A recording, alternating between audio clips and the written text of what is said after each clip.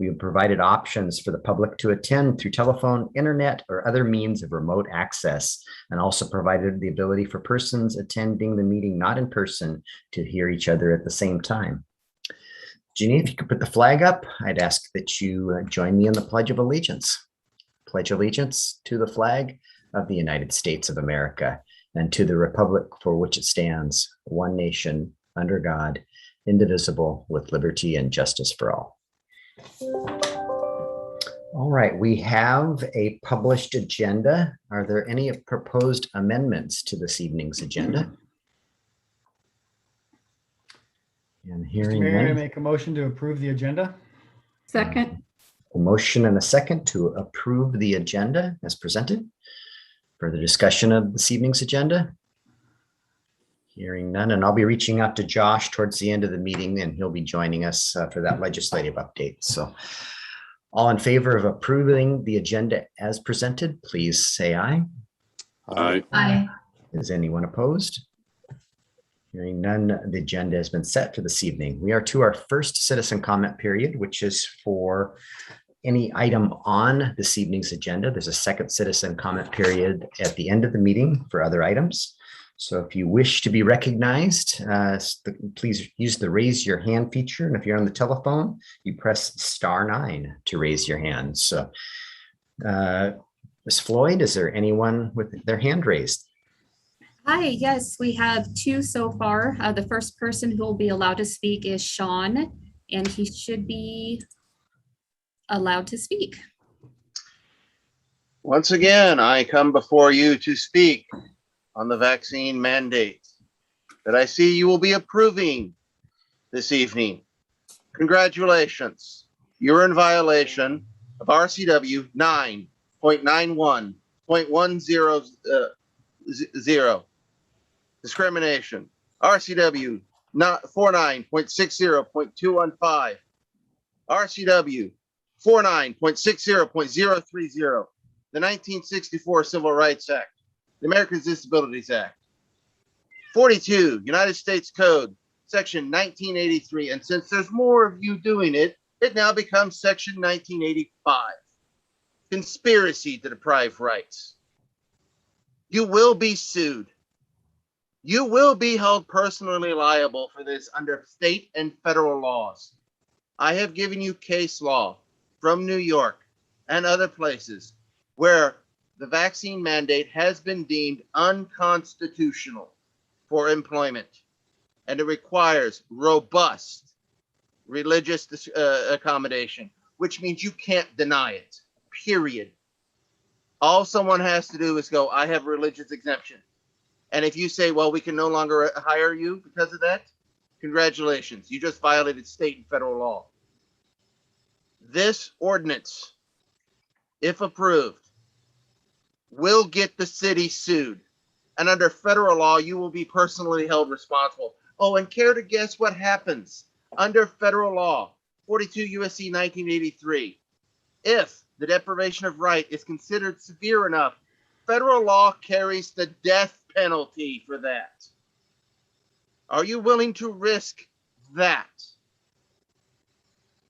Actually, that's 18 U.S.C. 242 to be specific. That's the criminal statute. 1983 is a civil statute. But I'm sure someone will sue you under both. That is all. Thank you for your comment.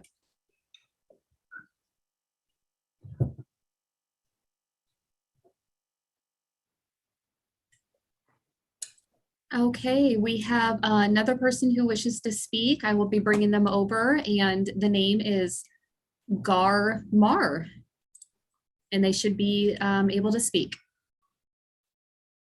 Okay. Gar, you have 3 minutes to address the council. And you're muted.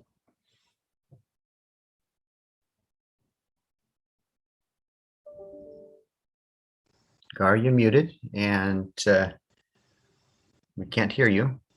We'll give you just another moment. Try this. Can you hear me now? Yes, I can hear you now. Sounds like Go a ahead. commercial. Hi, my name is Mary Johnson. Nice to see all of you. It's been a while. I'm calling about the vacation of the alley between Dekalb and Kitsap Street. I don't know if this is the time for it now or not. I'm in support of it.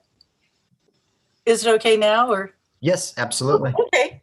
Yeah, I'm happy for them and not opposed to it. I just want to let you know we are right next door to that within 150 feet. We never did receive a mail, but we did see the sign. We just want to make sure that the alley remains open to everyone. So the waste management and the fire trucks and the tree service and all the roof services trucks are able to come down there. Some of the wording was problematic for me in reading through, especially, and I'm glad to see that it's Kitsap Street, not Kitsap Way. I thought, wow, all the way across the water, my goodness. I'm very happy for the people. I know they're going to take really good care of it. I'm going to miss the blackberry bushes, but I just want to give my support of that vacation. We are right next to to all those neighbors. That's it.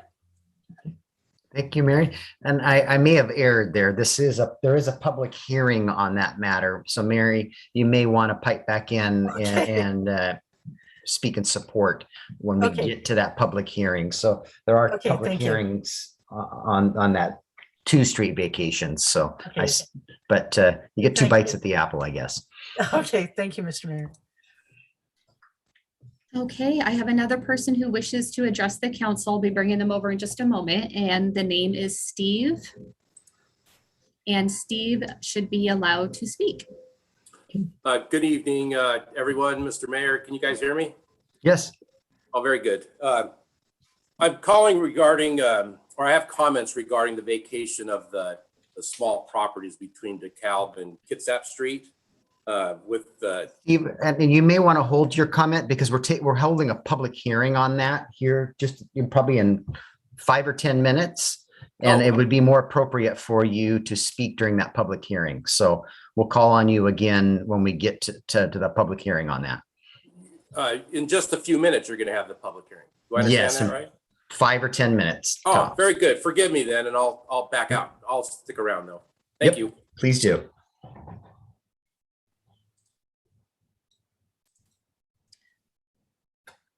Anyone else wishing to address the council for items on the agenda that aren't part of a public hearing? All right, so we have several members in attendance, but no new people have, oh, I apologize. Dana Harmon has just raised her hand, so she'll be allowed to speak right now.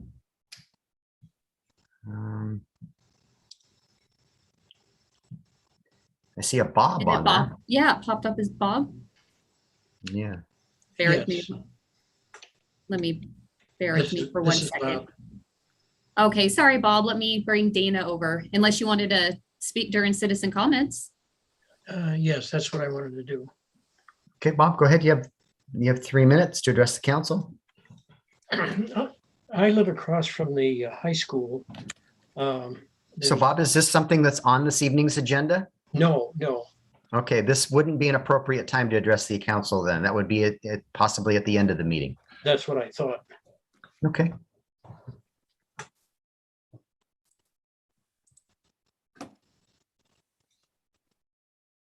Okay, so no new people have raised their hand to speak. Dana Harmon's hand keeps going up and down, so let me bring her over and double check, so it'll be just a moment. All right, Dana is allowed to address the council. You are wanting to address the council in public comment, or are you wanting to speak to the street vacation? Well, I guess I need a little clarification. The last time I logged into a Zoom meeting, everybody that was on the Zoom meeting, your picture was on the screen, and I'm not seeing who is. And when like Mary spoke or Steve spoke, I didn't see their pictures. I'm only seeing the. Yes, the form of Zoom that we're using, the panelists, which are the city council members and staff, you can see the picture, but you don't see other members of the public. Okay, and I'm muted unless I raise my hand. Is that it? Unless we bring you into the meeting, that's correct. Okay, thank you. So are you wishing to address the council this time, or are you? I just wanted clarification how the system works since it isn't working the way it was the last time I attended a meeting. Okay, all right, fair enough. All right, if there's no one wishing to address the council for something other than the street vacations or public hearings. And I see Sean had already spoke, and so did Steve. So we are going to close the first citizen comment period. And we are going to move to our consent items. The first of which, yes, Mr. Clausen, go ahead. I move to approve the consent agenda items as published. Second. Motion a second to approve the consent items as published. Any discussion of those consent items? Hearing none, all in favor of approving the consent items, please say aye. Aye. Anyone opposed? Hearing none, the consent items have been approved. We don't have any presentations tonight, but we have a handful of public hearings. The first is on a public hearing on property tax levy and the revenue sources for the 2022 current budget expense budget for 2021-22 and satisfying the requirements of RCW 8455-120. Mr. Crocker, this is your item. Thank you, Mayor. And for this item, I'll need to be able to share my screen. So if Janine can do that, appreciate that. As the Mayor stated, public hearing item 6A is a hearing on property tax levy and revenue sources for our upcoming 2022 current expense year. This city legislative body is required to hold a revenue sources public hearing, including consideration of possible increases in property tax revenue per RCW 8455-120. The deadline for setting the levy for the property tax collection for 2022 is November 30th, 2021. So this hearing will include a presentation of revenue sources and estimates for 2022. And then the hearing relates to the setting of 2022 levy of property tax collection in the second year of our biennial budget.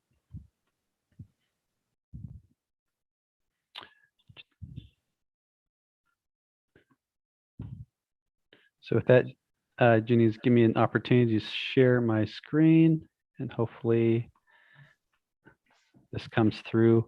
Hopefully the council can see the full screen. That there shouldn't be any notes. There should be one slide in front of everybody. Great, thank you for the thumbs up.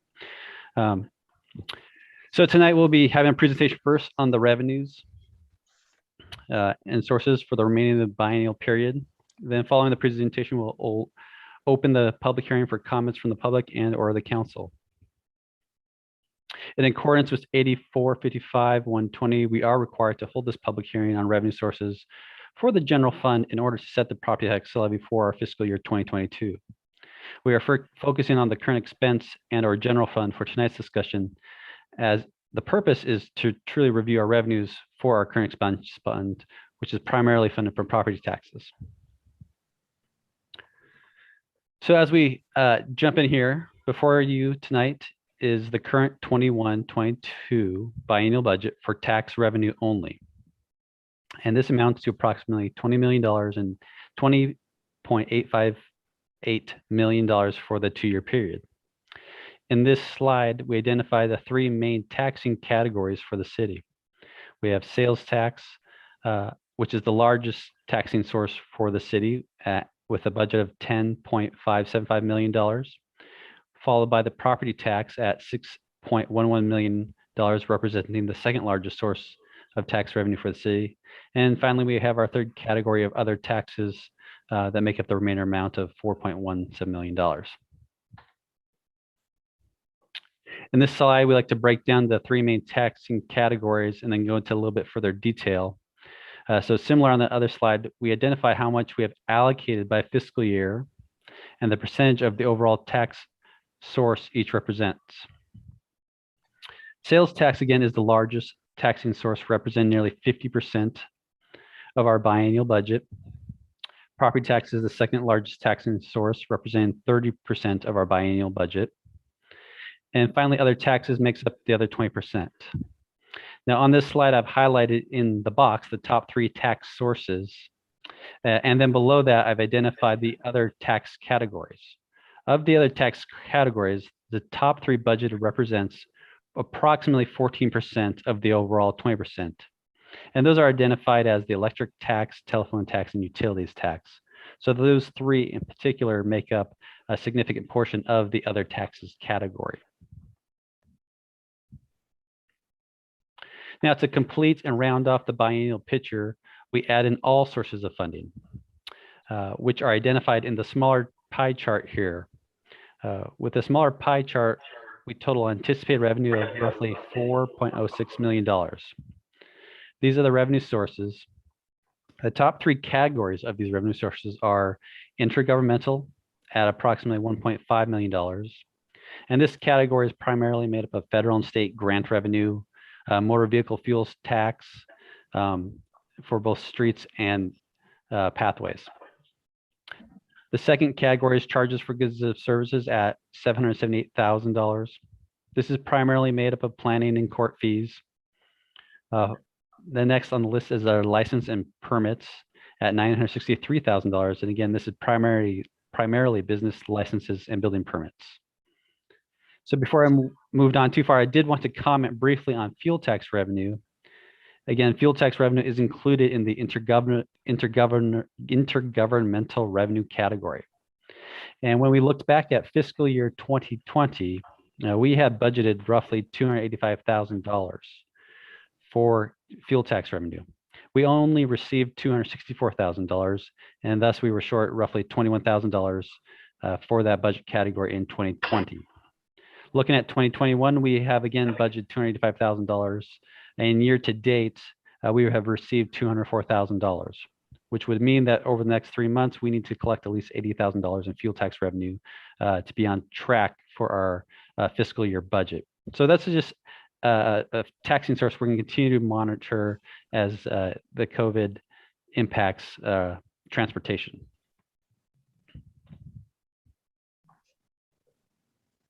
So on this slide, we'll take a look at the 2021 year-to-date actuals compared to the 21-22 budget. Again, you'll notice tax revenue collected year-to-date is roughly 42% of our biennial budget, starting with sales tax at roughly 48%. Property tax is roughly 28%, although we have not received our October payments as of yet. And then our other taxes category represents about 46% of our 21-22 biennial budget. When we look to the other revenues category, which is just below the tax revenue, we identify that in total, we've collected almost 100% of our biennial budget. So I did want to spend a moment and take a look at the 3 categories to highlight here, because they are significant and influencing that percentage. So license and permits, thus far, we've collected approximately 82% of our biennial budget. As we've talked at several council meetings, again, this is as a result of the significant billing activity occurring in our city. Intergovernmental revenue exceeding the biennial budget at roughly 144%. Again, this is a result of the $1.4 million received from ARPA. When we set the budget originally, we did not anticipate federal funds coming. And so there we can see that we've easily eclipsed our intergovernmental budget. Charges for services, another category, again, 82% of our biennial budget. This again is planned check fees as a result of all the significant billing activity. Overall, we have received roughly 52% of our biennial budget in our revenues. Again, with the primary drivers being sales tax collections, building permits, and the American Rescue Act plan money.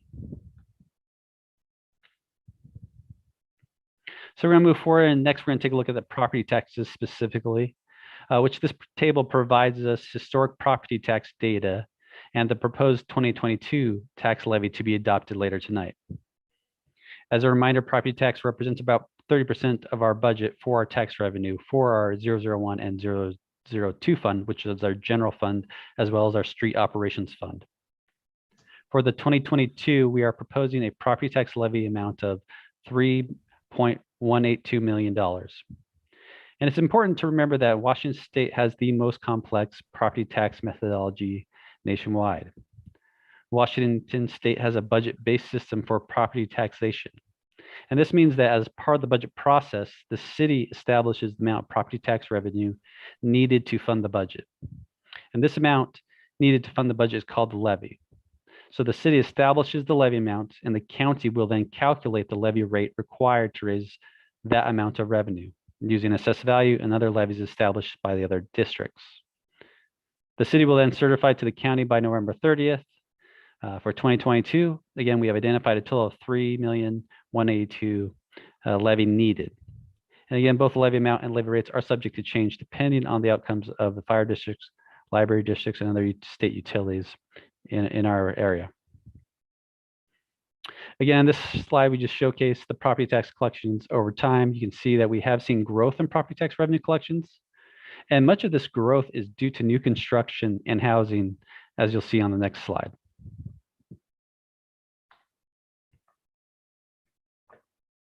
So here we have two levy tables, one for 21 and 22. So I'm going to start with the 22. You can see the 3.041 was the final levied amount in 2021. For 2022, we can collect an additional $14,000, but at that point we hit our cap, we hit our lid, and that represents roughly 0.5% increase. We then add in new construction to our tax collections. And this is where I want to note and pause for a second and just point out that you can see in 2021, 63% of the levy was related to new construction.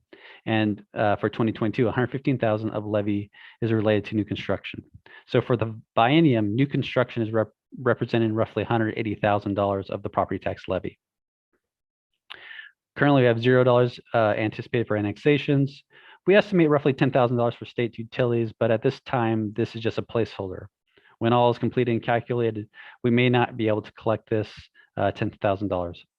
However, if it is not included, then the levy, then there is an increase in the value. So we include it. Lastly, we are required by state statute to add in our refunds. This $11,605 roughly represents monies that were paid out to property owners after going through the dispute process. So we are required to levy that refund amount and share it amongst all taxpayers. Through this table, it brings us to a total amount of $3.192 million.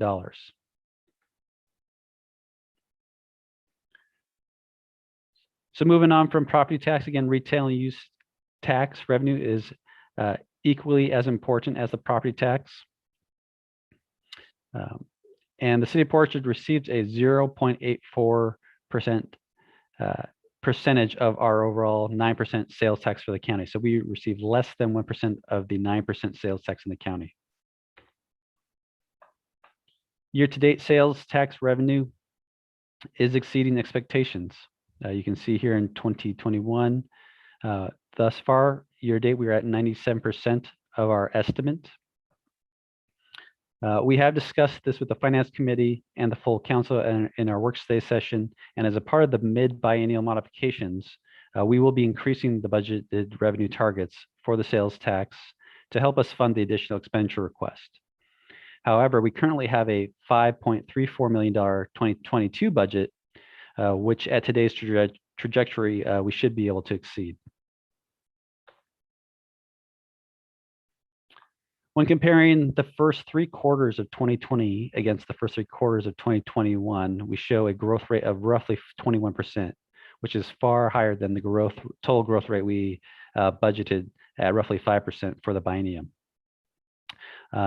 So while we have positive sales tax numbers, there's still economic commentary out there discussing a potential slowdown, and the talking heads, if you will, are anticipating this slowdown to occur in later, or I should say now, early 2022. So that will be something to be mindful and track as we work towards 2022 in the summer of. And lastly, we just like to throw this chart in because we recognize that people do absorb information differently. So again, we're displaying the sales tax history on this graph for those visual learners. The bar chart really shows solid sales tax growth and really reflects the variance in collections. So with that, that concludes my presentation of the revenue and sources hearing, and I'll turn it back over to the mayor for council questions and or open up to public comments for the public hearing. Council, any questions before I open the public hearing on the revenue sources? Okay, with that I'll open the public hearing on our revenue sources. Any member of the public wishing to provide comments on the presentation that we just saw may raise their hand and the clerk will bring you into the meeting. And this is to speak on the property tax levy and revenue sources for 2022. All right, so we have two members of the audience who have raised their hands or whose hands are raised. So I'm going to bring the first person over, which is Steve, and he'll be allowed to talk right now. Steve, you could unmute yourself if you're wanting to provide comment on the property tax levy. Yeah, I'll provide a comment. I didn't realize I had raised my hand though, so pardon me. I'm very new to this and I can only offer an observation. I saw quite a bit of detail, although high altitude detail on what it costs to operate the city. What I never did see was any cost saving measures that are occurring at the same time. It looked to me towards the end that because of I think the sales tax exceeded expectations, that should close the gaps and make the levy unneeded. And maybe I'm reading that wrong. Like I said, I'm brand new to this and I'm not dug in at all. And if you guys are doing any cost savings measures, it'd be nice to see that as part of this presentation for budget. Seems like for a town this size, we spend an awful lot of money, but I don't, I'm not an expert by any means. So just an observation. And that's all I've got. Thank you for your testimony. Anyone else wishing to provide testimony on the property tax levy and revenue sources? All right, so it looks like Dana Harmon has her hand raised, so I will bring her over in case she does want to speak to this item, and she'll be allowed to speak right now. Okay. Dana, you're muted, but are you wanting to? Oh, she's dropped her hand. Dana, are you wanting to speak to this matter? No, I didn't even know that my hand was raised. Okay. Because I haven't touched this since I spoke last. Could I ask a question? You can provide testimony. We can't ask questions, but you can provide testimony related to the property tax levy and revenue sources. Well, I wanted to ask, since I can't see much on this screen, in relationship, some of our taxes went up for this next year, like 70,000.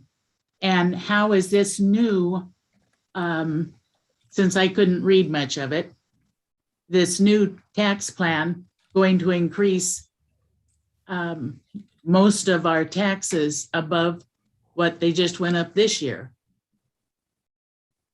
Okay. There isn't a direct correlation to your assessed value and your taxes. As the finance director spoke to, we have the most complex property tax system, and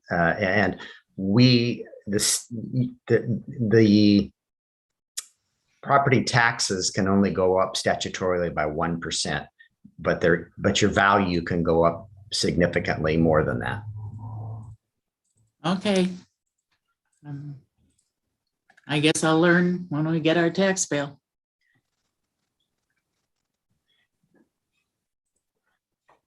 All right. Anyone else wishing to provide testimony on the property tax levy and revenue sources? All right, it looks like Sean has his hand raised, so he will be allowed to speak right now. Sean, are you wanting to provide testimony on the property tax levy and revenue sources? I do. I just don't talk about one topic. I know lots of things. So there's nothing in the presentation describing the relationship between revenue and expenses. It's just, we're making this much money. Nothing on what we're spending on. But they mentioned affordable housing. How is affordable housing a revenue? That's a question. The other thing is, if we want affordable housing, why are we raising taxes?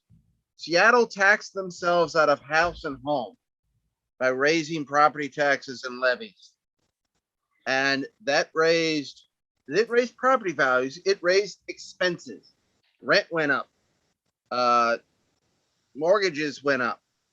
People could no longer afford their homes. So they had to move out of Seattle. Do we want to do the same thing to Port Orchard? I say we don't. And that's the result of what will happen if we keep raising taxes and levies on homes. The property owners for the rentals will not be paying these taxes themselves. They will pass them on to their tenants. You want affordable housing? You don't raise taxes on apartment complexes and other rentals, which is what we're doing. We cut spending. We don't raise taxes.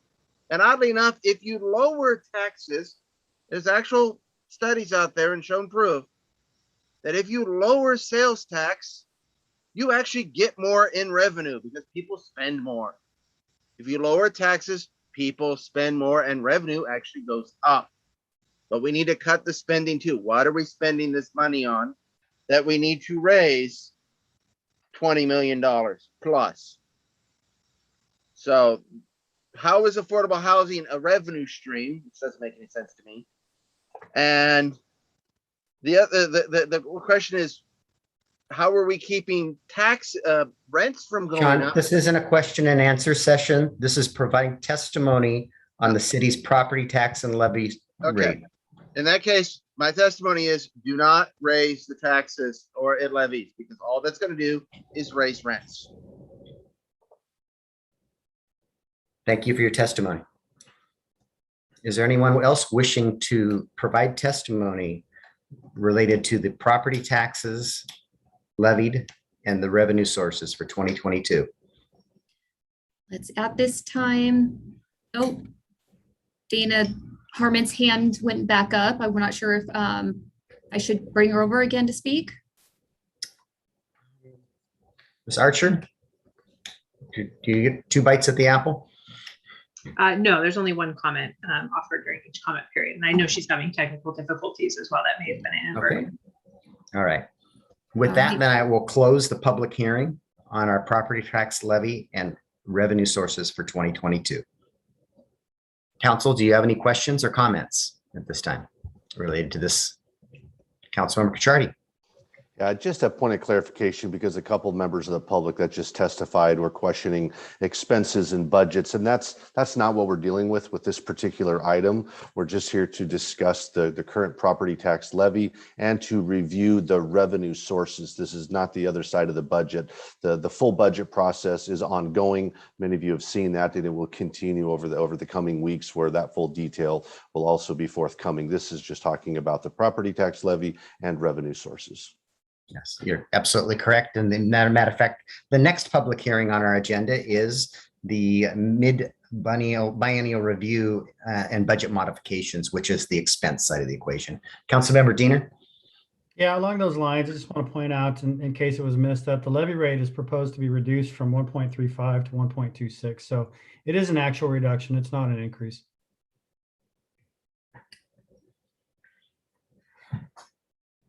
Other comments or questions from council members? Okay, we are moving on to our next public hearing. It's a public hearing on an ordinance for the 2021-2022 budget mid-biennial review modification. Mr. Crocker, this is yours again. Thank you, Mayor. Zoom in on my screen. So the public hearing. You're not sharing your screen yet, Noah. I guess I don't have anything to share on my screen. So I was Oh, okay. zooming so I could see my screen.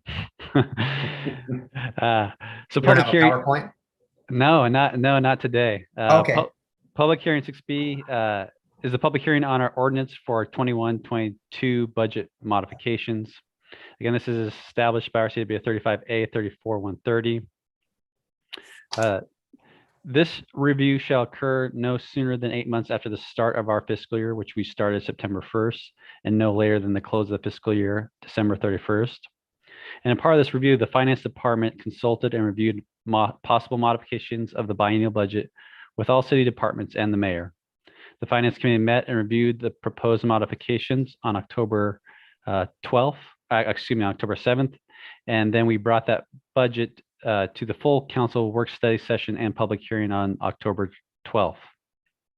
The city held a public hearing on the mid-biennial review on, the Finance Committee met on the 12th, and then we held it on the 19th for the work study session.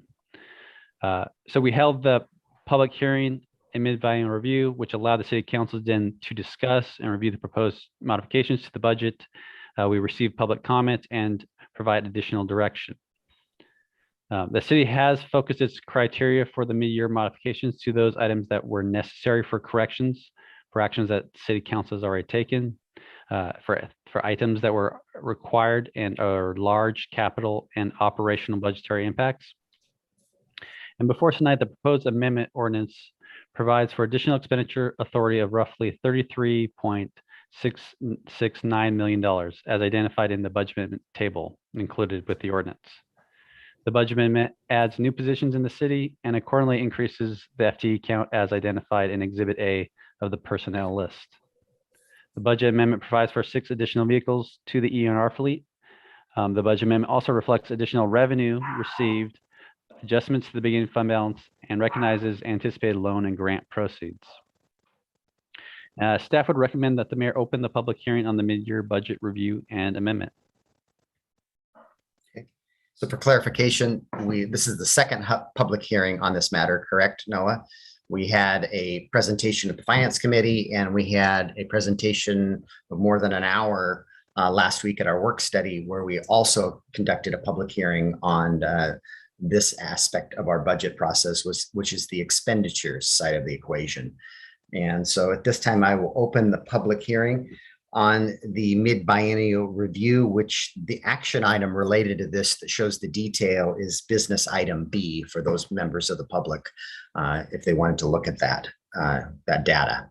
So I will open the public hearing on the mid-biennial review modifications. Anyone wishing to speak on this matter should raise their hand and provide testimony. Hi, Mayor and Council. At this time, no one has raised their hand. Okay, I'll give it just a moment. Let's see, a member of the public did raise their hand, Sean, and I will be allowing them to speak in right now. Okay, Sean, go ahead and unmute yourself, and you're speaking on provide testimony on the mid-biennial review modifications. So according to page, dang nabbit, post 86, yeah, 86 of the agenda, we have a budget of over $100 million. We're going to be raising that by another 30. So where is that money coming from? Because I didn't see a number that large in the revenue streams. So are we deficit spending as a small town? We should not be deficit spending as a small town. We should be living within our means. We expect our citizens to live within their means. City government should do the exact same thing. There is no reason to be spending out of control multiple times the amount of revenue for whatever reason, because we want to add a planner, some vehicles, and an assistant planner. What's wrong with our current planner and planning committee?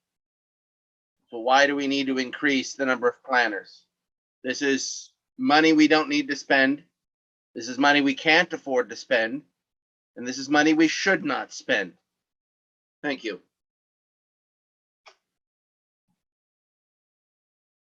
Thank you for your testimony. Others wishing to provide testimony on our expenses, excuse me. Okay, does not look like anybody has raised their hand so far. I will close the public hearing on related to our mid-biennial review and modifications. We are to our third public hearing, which is a public hearing on vacating city right-of-way at the intersection of Harrison Avenue and Dekalb Street. And the clerk, Assistant Deputy Clerk Floyd is going to handle this one. All right, good evening, Mayor and Council. Petitioner Noel and Dina Larson, owner of 821 Dekalb Street, submitted a petition to vacate city right-of-way.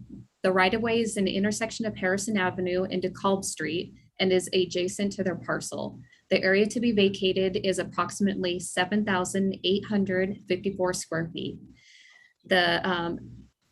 The adjacent property owner, sorry, I said that wrong, Kimberly Phillips, who together with the petitioner own more than 2/3 of the abutting property, has signed the petition as required by RCW 35.79.010 and POMC 12.08.010. At the August 4th, 2021 Land Use Committee meeting, the committee and staff expressed support of the vacation. On September 28, 2021, the council adopted resolution number 067-21, setting a public hearing on this petition to vacate the city's right-of-way.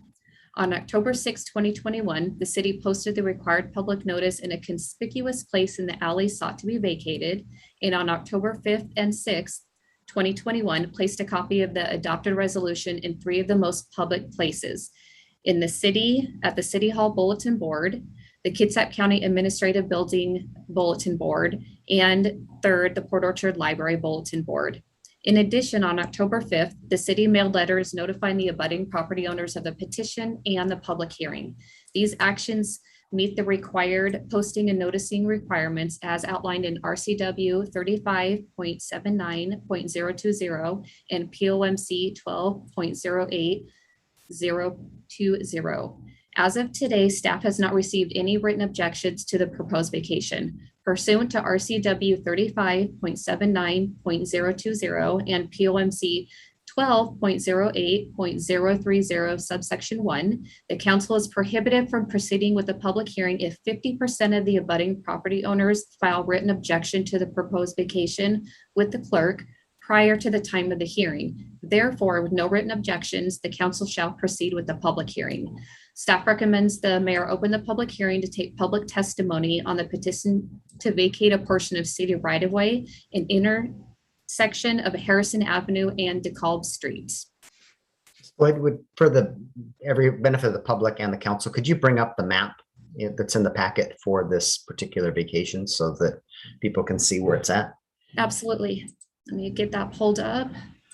In my understanding, it's the unopened right-of-way of Harrison Avenue from Dekalb to the alleyway is this first vacation, and the second vacation is the alleyway down to Kitsap Street.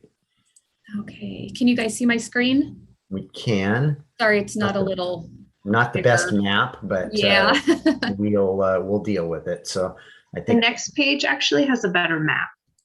oh, perfect. Thank you. See if I can make this a little bigger. Okay, so that the alleyway runs east-west. Dekalb is at the bottom of the page, which is to the south, and then the unopened right-of-way is between those two parcels.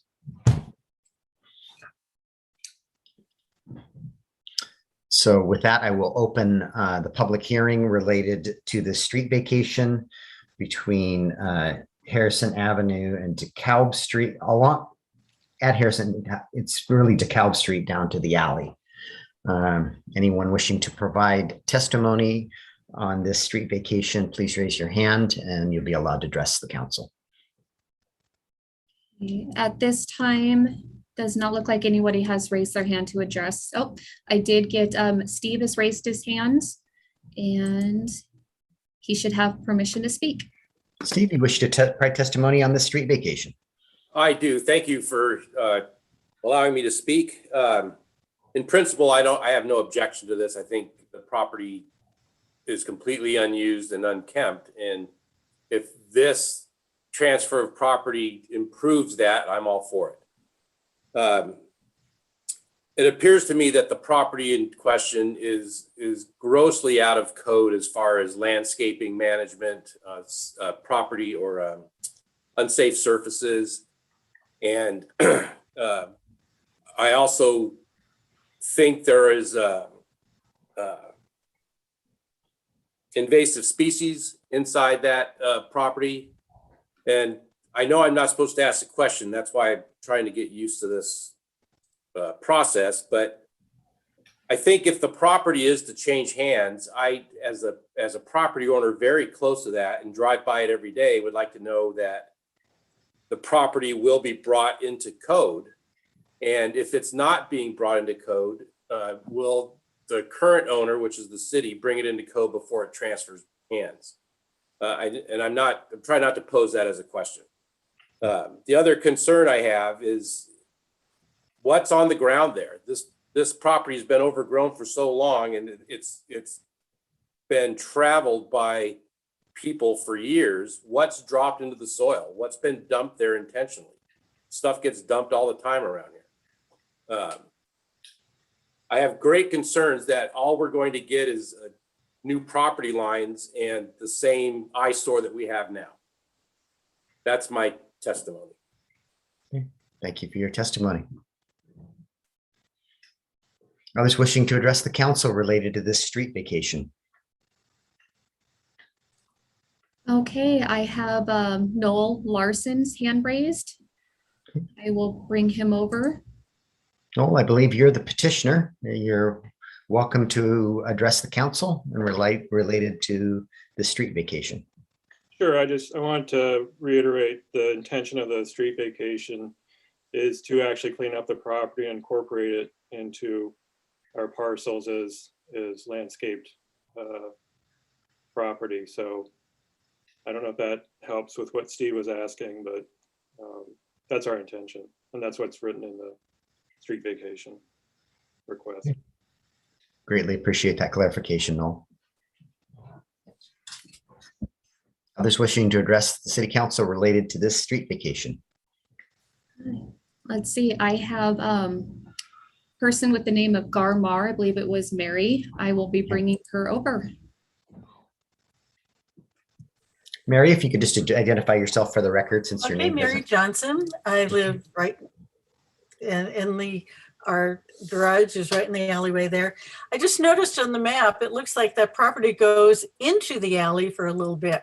So will that, oh, there was something that showed that it was, 66.00. So will that part of the alley? It's just a dimension, Mary, it's just a dimension.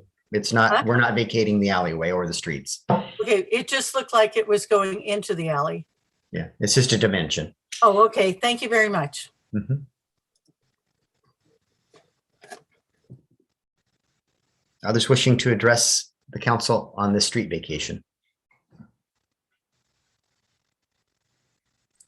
Apologies. I will be bringing Dana Harmon over. Her hand is raised. Okay.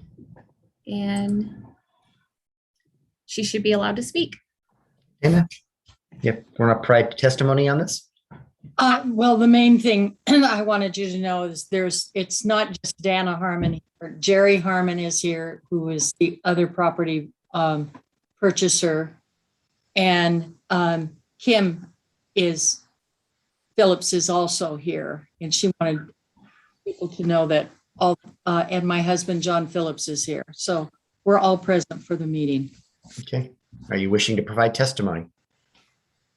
No, I just, my name's Kimberly Phillips. Hello, good evening, council. I am just addressing the council and whomever is attending the meeting that I reiterate what Noel Larson has mentioned is that our plan for the property as well as the adjacent property in question on the other side of the alley is that we're just trying to create property lines and clean up the landscape to create our own, and that I think the other neighbors would be pleased for what we have planned. So that's all I have to say about that.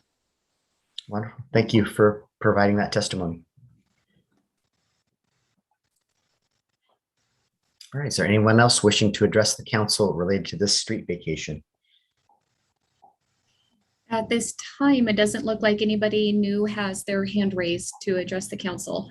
Okay, I will close the public hearing on this street vacation. We have a second street vacation, which is our item D, a public hearing on a public hearing on a petition to vacate city right-of-way at an intersection of Harrison Avenue and Kitsap Street, and this would be the alleyway to Kitsap Street, that continuation. And these are two other property owners. So Clerk, Ms. Floyd, go ahead. All right, good evening. So petitioner Dana Harmon and John Phillips, owner of 824 Kitsap Street, submitted a petition to vacate city right-of-way. The right-of-way is an intersection of Harrison Avenue and Kitsap Street and is adjacent to their parcel. The area to be vacated is approximately 7,920 square feet. The adjacent property owner, Geraldine Harmon, who together with the petitioner own more than 2/3 of the abutting property, has signed the petition as required by RCW 35.79.010 and POMC 12.08.010. At the August 4th Land Use Committee meeting, the committee and staff expressed support of the vacation. On September 28th, the council adopted resolution number 068-21, setting a public hearing on this petition to vacate the city's right-of-way. On October 6th, the city posted the required public notice in a conspicuous place in the alley sought to be vacated. And on October 5th and 6th, placed a copy of the adopted resolution in 3 of the most public places in the city. The City Hall Bulletin Board, the Kitsap County Administrative Building Bulletin Board, and the Port Orchard Library Bulletin Board. In addition, on October 5th, the city mailed letters notifying the abutting property owners of the petition and the public hearing. These actions meet the required posting and noticing requirements as outlined in RCW 35.79.020 and POMC 12.08.020. As of today, staff has not received any written objections to this proposed vacation.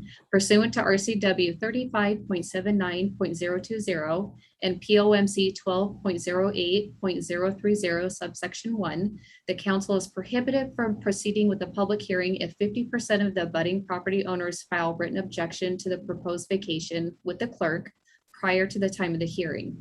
Therefore, with no written objections, the council shall proceed with the public hearing. Staff recommends the mayor open the public hearing to take public testimony on the petition to vacate portion of city right-of-way in intersection of Harrison Avenue and Kitsap Streets. Thank you, Ms. Floyd. At this time, I will open the public hearing on the second piece of unopened right-of-way. This is from the alleyway north down to Kitsap Street. Is there anyone wishing to provide testimony on this public hearing? Okay, so far I have 2 members who have their hand raised. I'll bring them over. Oh, I have 1 member of the public with their hand raised, and I will be allowing them to speak right now. And that was for Dana Harmon. Go ahead and provide you're muted at this time, but if you wish to provide testimony, please go ahead. You're muted. There you go. You're unmuted now. Go ahead. Well, I haven't touched the thing. I wasn't raising my hand. So the system is crazy because I have 4 people here and no one is touching this screen to raise my hand. So you need to unraise your hand though after you've raised it. That's okay. I've been doing that. All right.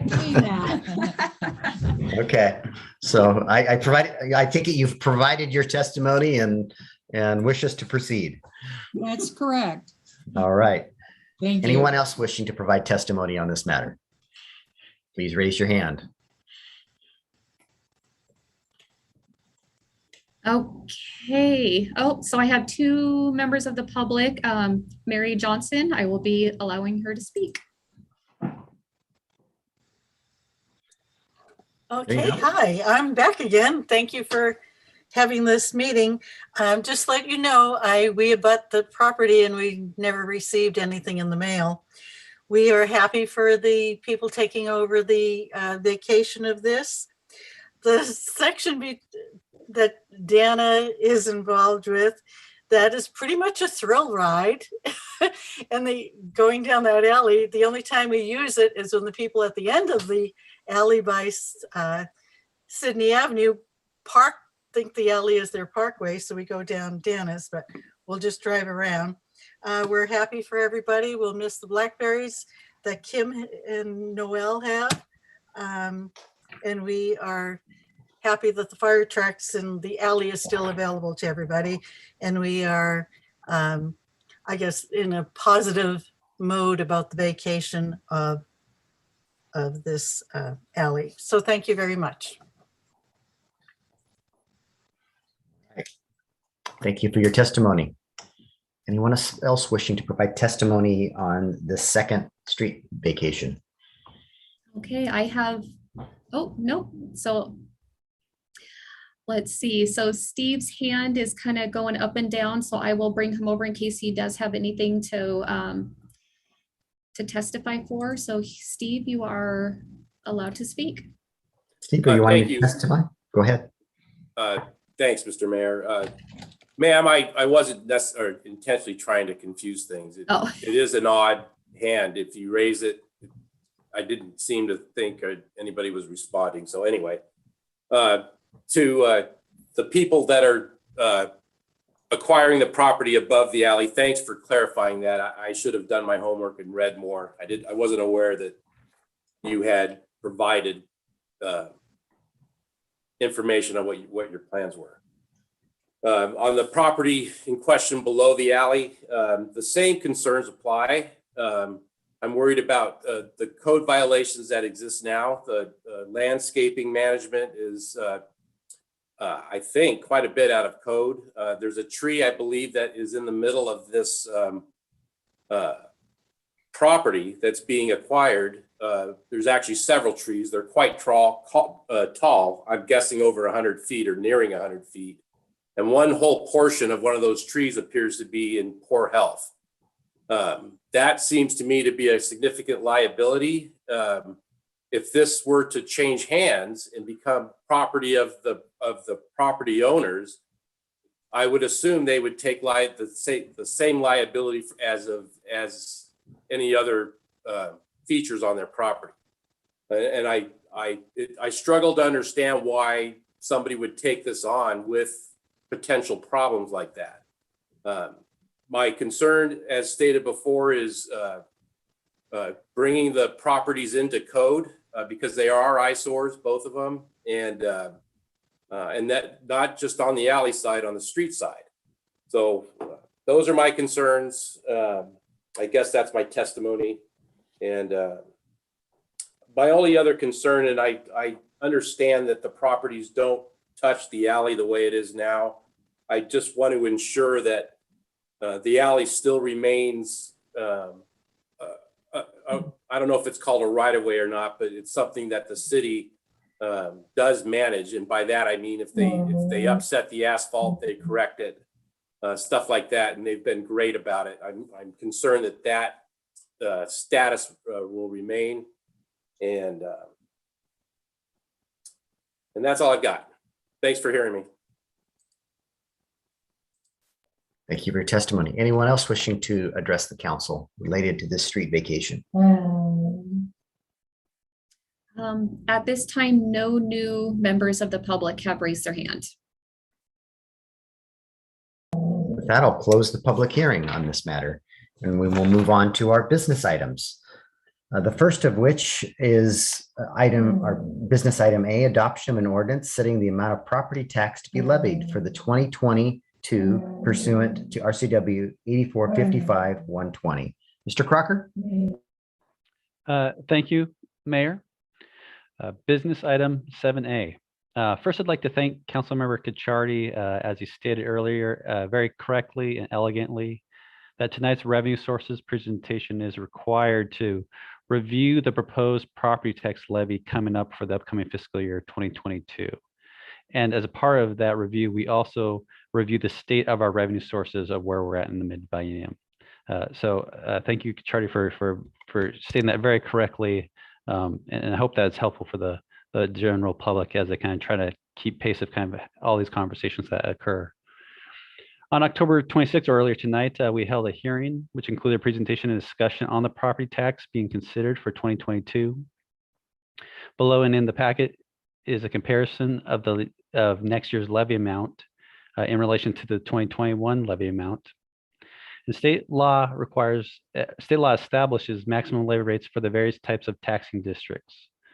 The total City of Port Orchard 2022 property tax amount is estimated to be $3,192,393 based on an estimated 1.26515 per thousand of current total assessed value of $2,506,254,993. The 2022 amount is estimated until the final levy is calculated and completed by the county assessor's office. Council, Finance Committee have met and recommended approval for the ordinance, and staff would also recommend approval of the ordinance. Council, Mr. Mayor?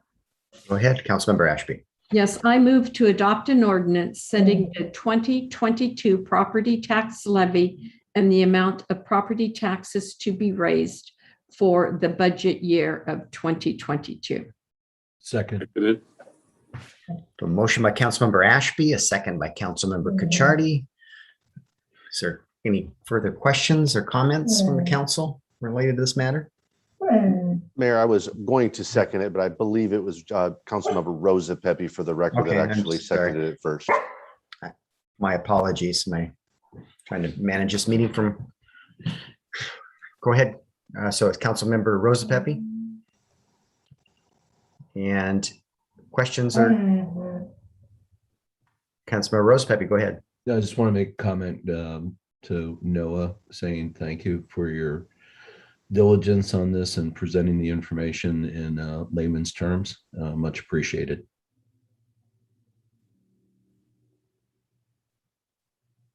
Other comments or questions?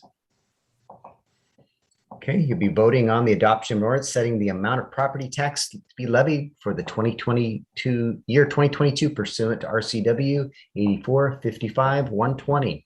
All in favor, please say aye. Aye. Aye. Anyone opposed?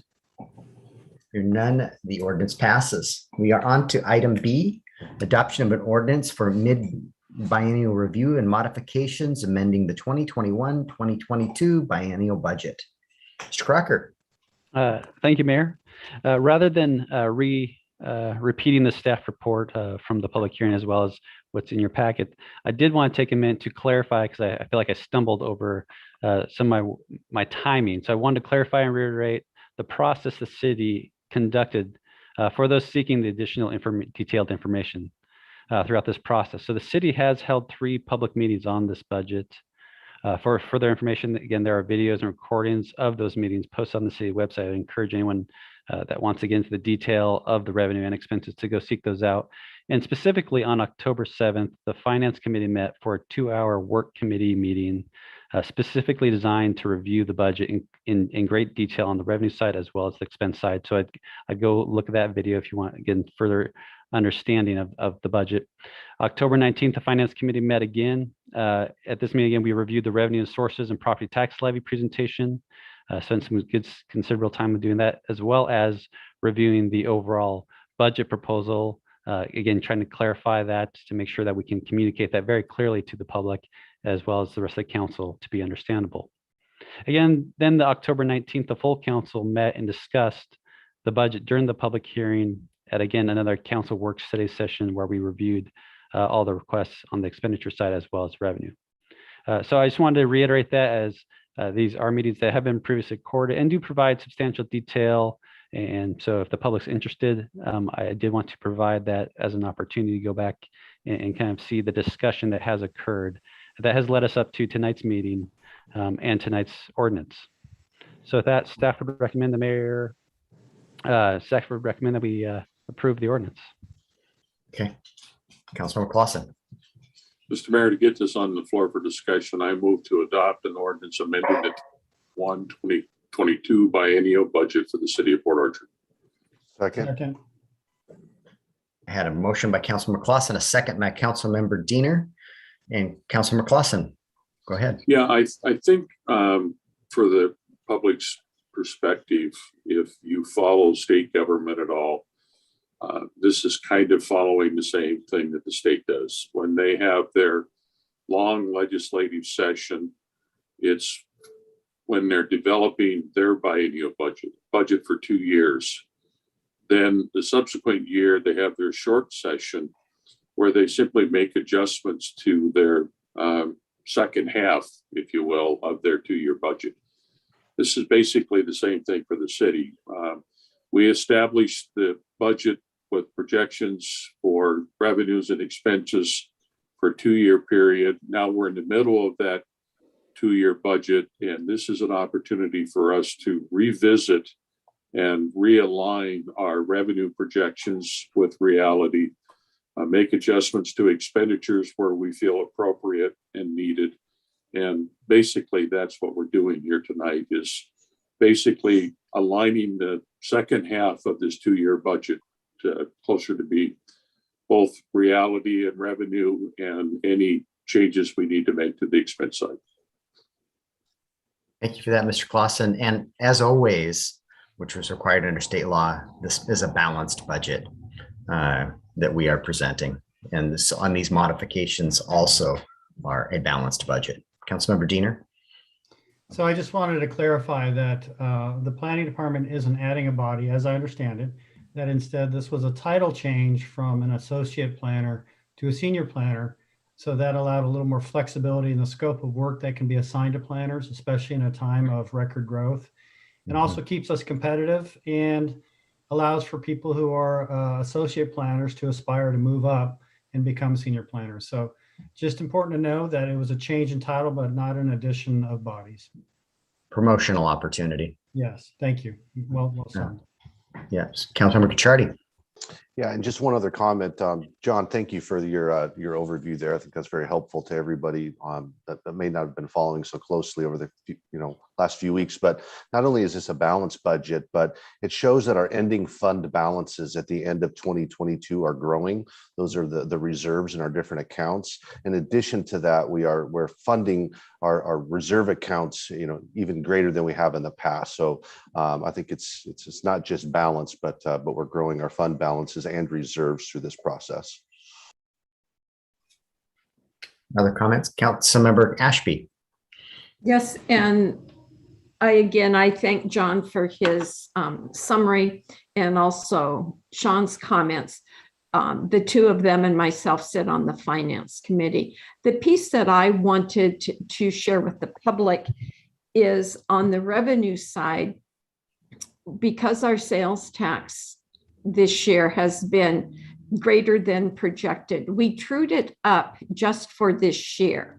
We did not increase our budget amount for next year. So we remain very conservative in what our anticipated revenue is. In no way did we overspend. And we also, when we originally established this budget a year ago, there were things that we really wanted to do, but we were prudent in our process and felt that those were items that we would look at the mid-year review. And that's what we've done. We've taken items that have already been vetted quite significantly through the council and have felt that it's appropriate to bring them forward at this time. We didn't add any new projects or find ways to spend money. We are simply trying to serve the citizens of Port Orchard as efficiently as we can. Thank you for that comment. Councilmember Diener, I saw you raise your hand.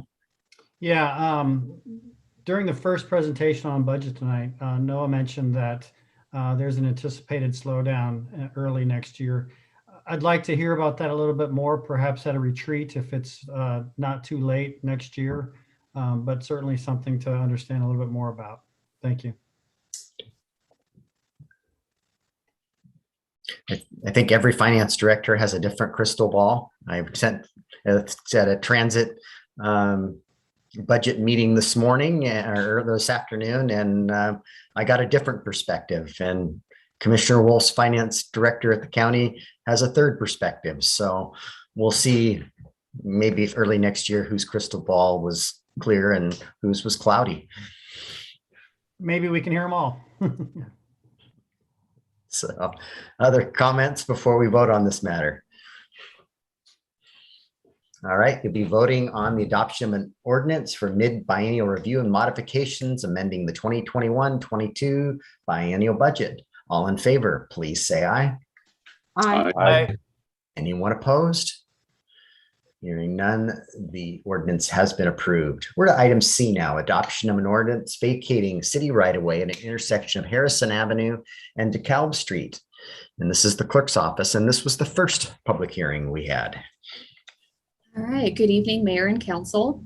Earlier this evening, a public hearing was held to take testimony on whether the City Council should vacate city right-of-way in intersection of Harrison Avenue and Dekalb Street. Staff has determined the following with regards to the proposed street vacation. The area sought to be vacated was annexed into the city by the adoption of ordinance number 15 on April 6th, 1891. To date, the city has not opened the right-of-way. The city engineer has reviewed the street vacation petition and has indicated the following. Number one, the area sought to be vacated is not needed for public travel now or in the foreseeable future. Number two, the functionality of the area sought to be vacated for public purposes is non-existent. Number three, the vacation of the area would not adversely affect any city utilities such as water, sewer, or storm. And number four, the city has not included any projects within the proposed vacation area as part of its 6-year road plan, nor has the city any scheduled capital facilities projects on this property. The community development director stated the following. Vacation of the proposed area does not create potential or actual land uses that are inconsistent with city growth plans and goals. This area has not been identified in the city's comprehensive plan. The petition was brought before the Land Use Committee on August 4th, and they expressed no concerns and they support the petition. The recommendation is based on the report provided to council. Staff recommends approving the street vacation petition as presented. Councilmember Rose Pepe. Mayor, I move to adopt an ordinance vacating the city's right-of-way and intersection of Harrison Avenue and Dekalb Street as presented. Second it. Motion by Councilmember Rose Pepe, a second by Councilmember Clausen. Any discussion of the street vacation by the council? Councilmember Chang, and then Councilmember Lucarelli. Yes, I was wondering if Janine could put the map back up on the screen. I think it's on page 100, or it's probably on several pages. I just wanted to clarify, and I'm sure it's obvious to everyone that. Okay, I'm hearing the echo. Okay, so the center parcels, I believe they're being divided down the middle to the property owner on the left and the right. Correct. And what this map lacks is just that dotted line, but that was just something I wanted to clarify. Yes, you are correct. Each property owner gets 50%. Thank you. Other questions or Councilmember Lucarelli? Go ahead. So I'm just wondering about the value determined on these properties. From what I was able to understand from reading this is that there was one value presented for the entire section, both sides of the alley.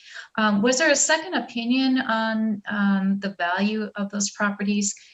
Does the city just go by what was given to us? I'm just not sure. I'm asking about that process. I'll let our city attorney speak to that. You are correct that the broker's opinion that was included in the packet, providing a valuation per square foot for the entirety of the unopened right-of-way, both sides of that alley, is the basis for the compensation that the city has asked of the petitioners.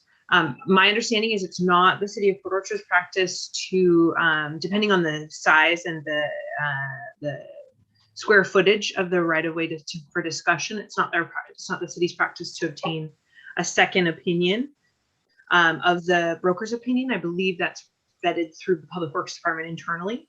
And unfortunately, Brandy could testify to that a bit more than I, but your code does not require a second opinion or valuation, and a broker's price opinion from an independent licensed broker is legally sufficient under your code. Well, it sounds like a lot of property at 8,000 square feet. It's not buildable. It's not like it's a buildable lot. It can only be assigned to the adjoining property owners. So it doesn't have the value of, a building lot somewhere. I don't know if I've made sense there. Did satisfy your question, Councilmember Lucarelli? Okay. Yes, thank you. Councilmember Diener. Just as to one of the comments earlier, if there's questions about the state of the trees, we would encourage the landowner to hire an arborist and seek a report on the health of those trees. But that, once again, these will now be their trees, and to landscape or do with as they see fit. Yeah.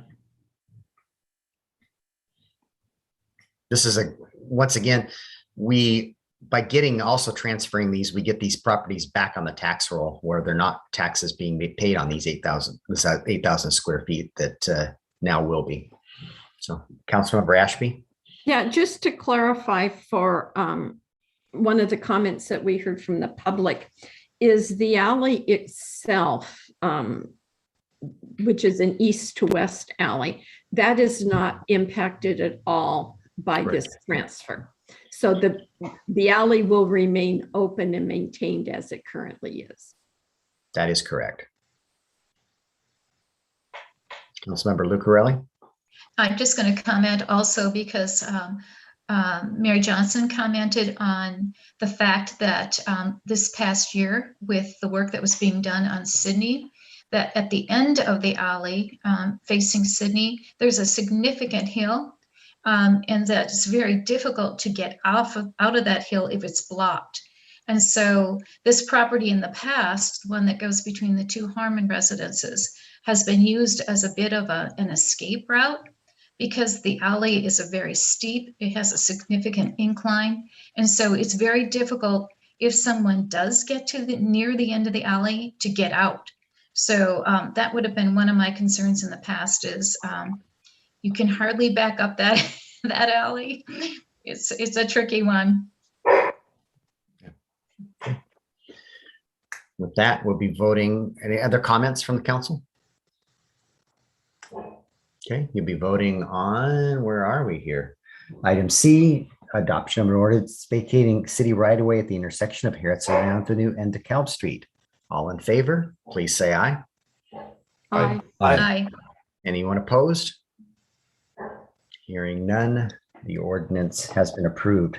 We're to item D now, adoption of an ordinance vacating city right-of-way at the intersection of Harrison Avenue and Kitsap Street, which is the northerly portion of this vacation. So, Ms. Floyd. Hey, good evening, Mayor and Council. Earlier this evening, a public hearing was held to take testimony on whether the City Council should vacate city right-of-way in intersection of Harrison Avenue and Kitsap Street. Staff has determined the following with regards to the proposed street vacation. The area sought to be vacated was annexed into the city by the adoption of ordinance number 15 on April 6, 1891. To date, the city has not opened the right-of-way. The city engineer has reviewed the street vacation petition and has indicated the following. Number one, the area sought to be vacated is not needed for public travel now or in the foreseeable future. Number two, the functionality of the area sought to be vacated for public purposes is non-existent. Number three, the vacation of the area would not adversely affect any city utilities such as water, sewer, or storm. And lastly, the city has not included any projects within the proposed vacation area as part of its 6-year road plan, nor has the city any scheduled capital facilities projects on this property. The community development director stated the following. Vacation of the proposed area does not create potential or actual land uses that are inconsistent with city growth plans and goals. This area has not been identified in the city's comprehensive plan. The petition was brought before the Land Use Committee on August 4th, and they expressed no concerns and they support the petition. Based on the report provided to the council, staff recommends approving the street vacation petition as presented. Councilmember Chang, I move to adopt an ordinance vacating the city's right-of-way at the intersection of Harrison Avenue and Kitsap Street as presented. Second. motion by Councilmember Chang, a second by Councilmember Clausen. Any comments or questions related to the second vacation? Councilmember Rose Pepe, go ahead. It's just a comment on the past 7C and this one, just the fact that this has been 130 years for these vacations to occur. I just find it kind of interesting, that's all.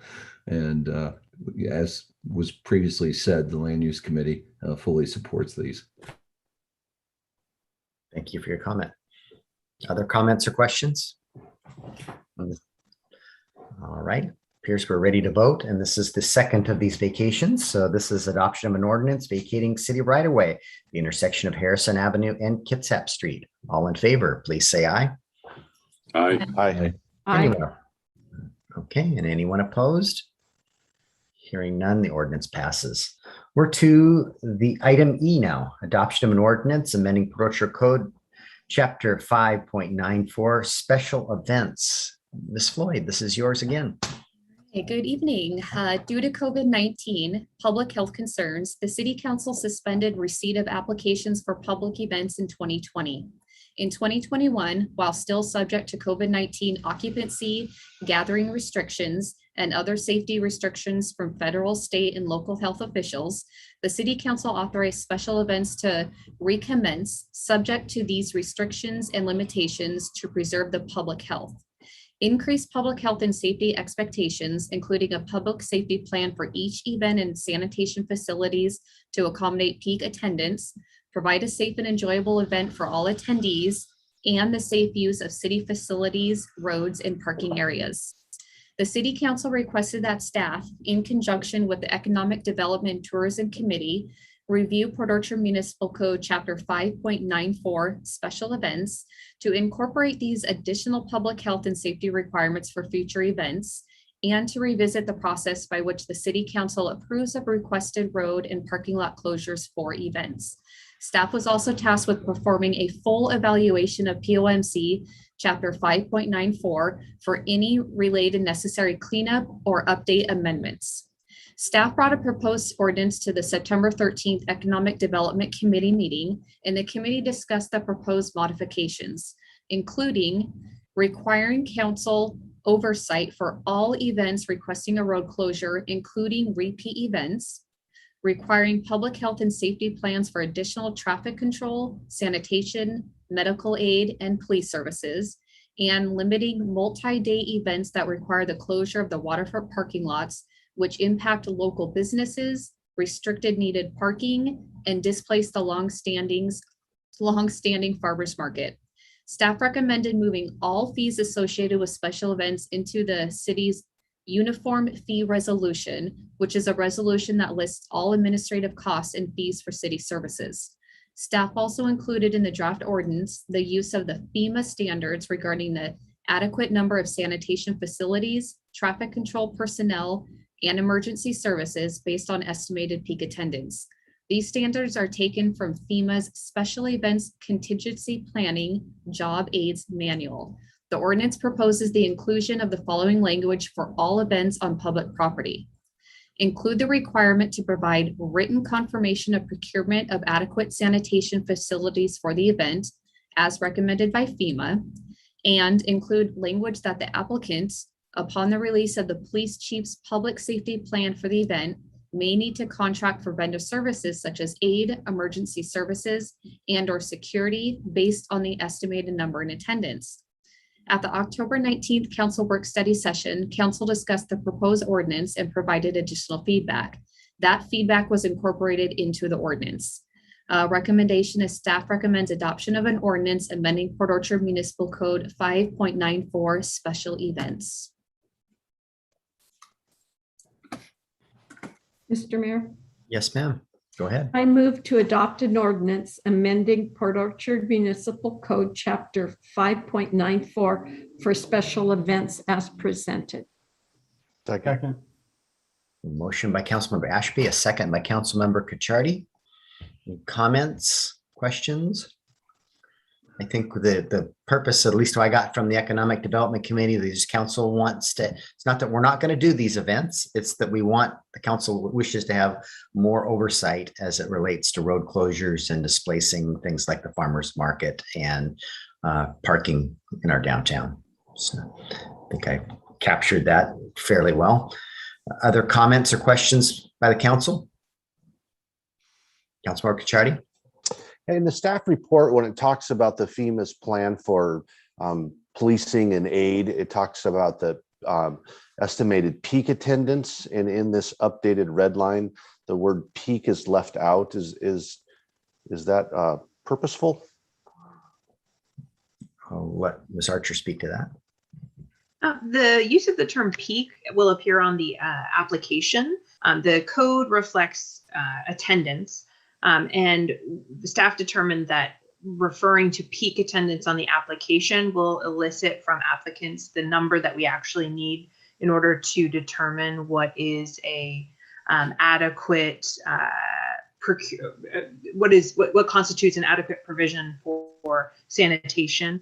Historically, we've just asked for total attendance as opposed to peak attendance. So I think from a legal perspective, I don't think peak needs to be in the code, but it will appear in the application because it's more of a operational question of the applicant. Thank you. And I think it comes into play when it comes to Santa cans and when it comes into policing. We don't, the car show brings 7,000 or 8,000 people in town and that during that whole day, but they're not all here at once. And so we need to plan for how many people we're going to have at the peak moment of the event versus what's going to happen throughout the day. Other questions or comments? Hearing none, you'll be voting on the adoption of an ordinance amending Port Orchard Municipal Code, chapters 5.94, special events. All in favor, please say aye. Aye. Anyone opposed? Hearing none, the ordinance passes. We're to item F now, adoption of an ordinance authorizing positions of senior planner and utilities compliance specialist. Ms. Lund, this is yours. Yes, it is. Thank you, Mayor, and good evening, everybody.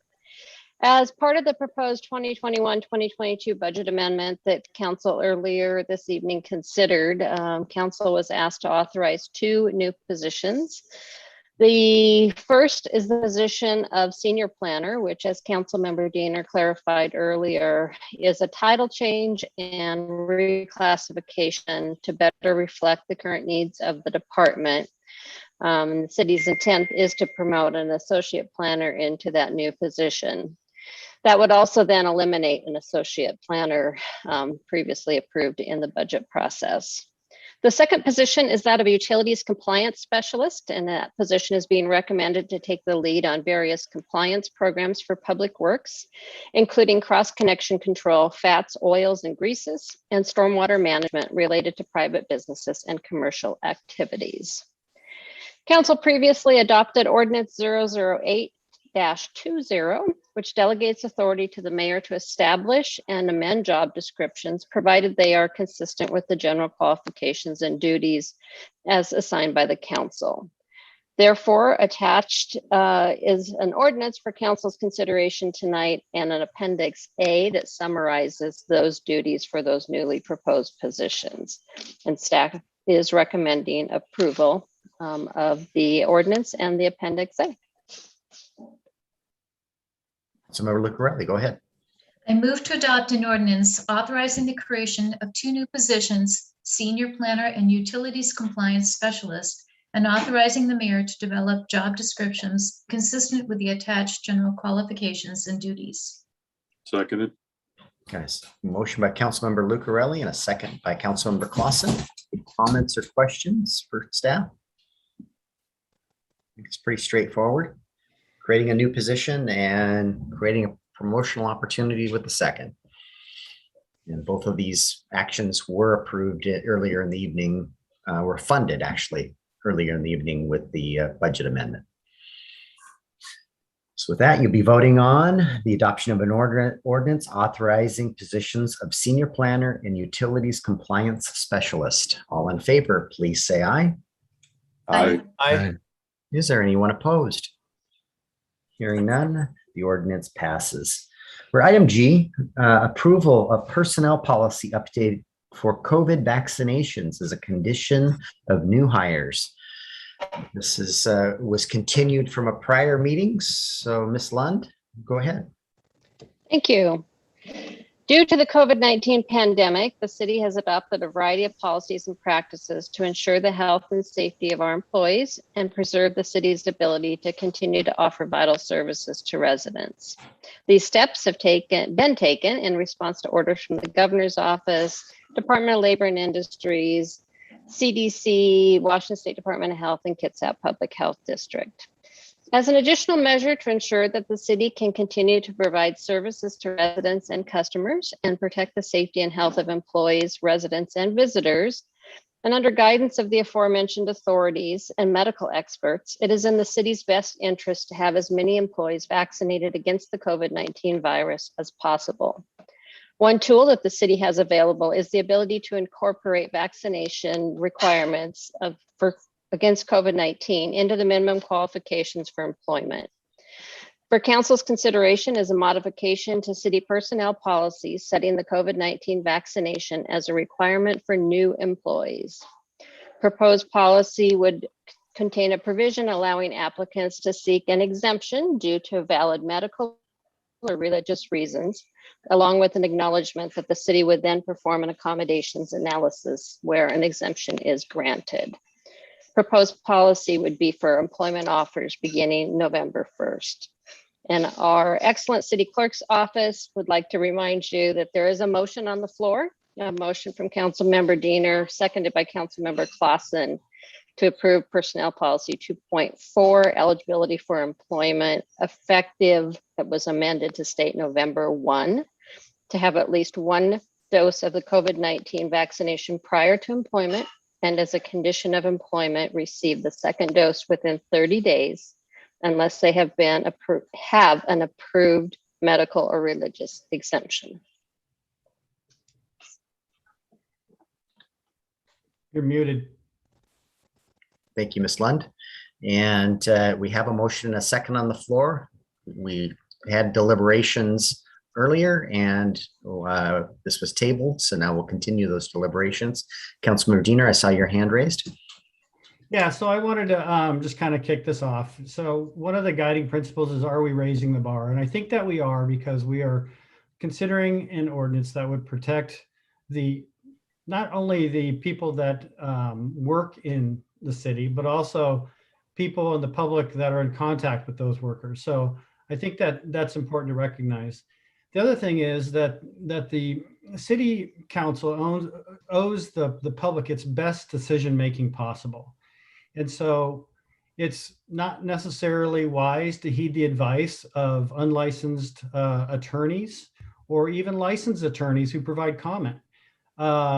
We do owe it, however, to the public to listen to our experts and our licensed attorney who can give opinions as to risk.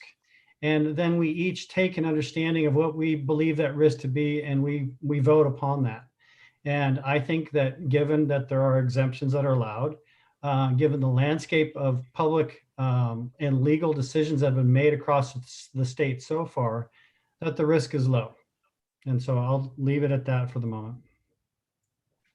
Thank you for your comment. Other wishing to provide comment or testimony? Councilmember Clausen, go ahead. Yeah, and the other thing I think that really calls this out differently than some of the discussions that are going on in our community is this is not a vaccine requirement for our existing employees. This is not a situation where our existing folks are being told they must do something or they're going to lose their job. This is simply presenting standards for new employees, people that haven't made the commitment yet and can come in with their eyes open and understand what are the job requirements. And we're adding to those job requirements to at least have your first vaccine. I would like to have, and I appreciate it's a separate issue, but I'd like to have the council revisit the whole issue of our current employees. And in light of the discussions that we've had previously, I would like us to entertain some kind of an incentive to encourage our existing employees to go forward and get vaccinated. Not a requirement, but as Councilmember Kachardi brought up the last time we talked about this, it's more, I guess it's a better way to deal with it, doing more carrots than sticks. And I think if we were to do an incentive program, that's a carrot. But back to this particular ordinance, I think it's separate from dealing with our current employees. So I think we should deal with the current motion, but when we get to the good of the order portion of our meeting, potentially we can discuss that and give direction to myself and staff what you would like to see. So Councilmember Ashby, go ahead. Yes, when we took action on this previous, I was one of the council members who voted against the motion to institute this. Since that time, additional data has come available to us, and my concerns regarding risks and the legality of what we're doing have been answered adequately for me. And so at this time, I will be supporting this, this motion, this ordinance. Others wishing to provide comment? Councilmember Kachardi, go ahead. Yeah, and Councilmember Diener, Councilmember Ashby, great points, and absolutely agree with everything both of you said tonight. I am going to stay with my original vote only because there is new advice that will be coming to us very soon. As we're all aware, OSHA has already submitted their kind of guidance up to the Office of Management and Budget, and we're expecting to hear what that's going to look like, very soon. And I just personally feel more comfortable just trying to, look at this kind of holistically and doing it all at once. And because I think that new information is so forthcoming, I prefer to wait. But thank you all. Councilmember Rosepetty. First of all, I'd like to say thank you to Councilmember Clausen for eloquently stating that this is not a mandate to current employees, but a condition of employment. So thank you, John. I would like to also say that I originally voted against this, needing more information, and we would have had some of this 30 days ago. I definitely would have voted in forward with it. I don't feel we can wait any longer. We will continue to wait, and the wheels of the government sometimes move too slowly, so I'll fully support this. Any other comments? Councilmember Diener, go ahead. So I apologize for referring to this as an ordinance. It's a policy adjustment, but also that we are not breaking new ground here. This is old information now, but King County, junior taxing districts, fire districts, the city of Issaquah, Thurston, and Snohomish Transit, and by now other, I'm sure, agencies and organizations have adopted something similar. I understand that there are a couple other cities in the county that are doing this administratively. And so this is not something where we are kind of spearheading or leading a legal issue into Washington's future. And so I feel comfortable with what we're doing. And I will be supportive of it as well. Any last comments before we take a vote? Right, you'll be voting on approval of a personnel policy update for COVID vaccinations as a condition of employment for new hires. All in favor, please say aye. Aye. Aye. And those in oppositions, please say nay. Nay. Nay. I have it as 5-2 passing to an opposition. So the personnel policy is approved. We're to item H, approval of a road closure for a special event, the Festival of Chimes and Lights. Ms. Floyd, you're popular tonight. I am. Good evening, everybody. City staff received a special event application for the Festival of Chimes and Lights event scheduled for Saturday, December 4th. The application states the following. The event is a festival scheduled for Saturday, December 4th. Time open to the public at 5 p.m. until around 8 p.m. The location is downtown by the waterfront behind parking lots 1 and 2 and along Bay Street from Kitsap Street to Sydney Avenue. And the closures expected are parking lots 1 and 2 and westbound Bay Street from Kitsap Street to Sydney Avenue. Due to the current COVID situation, this event has been changed to a drive-through event only. Participants can drive by the lighted trees the lighted tree in front of City Hall, the sponsored trees along Bay Street, and lights set to music behind parking lots 1 and 2 and in the Port of Bremerton parking lot. Due to safety and traffic concerns due to the road closure, the map of the event was forwarded to a traffic control company, RCE Traffic Control, who provided an estimated quote of around $6,000.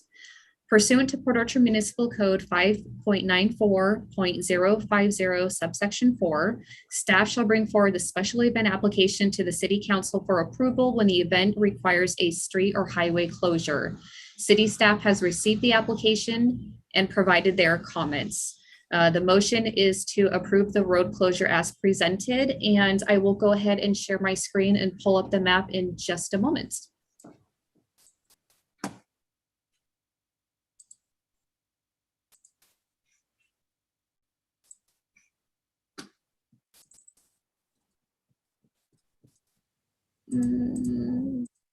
Sorry, still trying to get there. Oh, my apologies. I thought the map was included in here.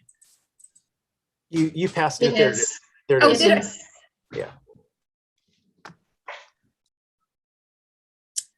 Mayor, Go ahead. I think we should go ahead with a motion so we can discuss this. Yes, please do. I move to approve the road closure for the Festival of Chimes and Lights event taking place on Saturday, December 4th, 2021, as presented. Second. A second by motion by Councilmember Lucarelli, and I believe that second was Councilmember Diener. Okay, and I have one question. So the 6,000 for the traffic control, is that, do you have that within the budget for chimes and lights, or does that need to be approved by council also?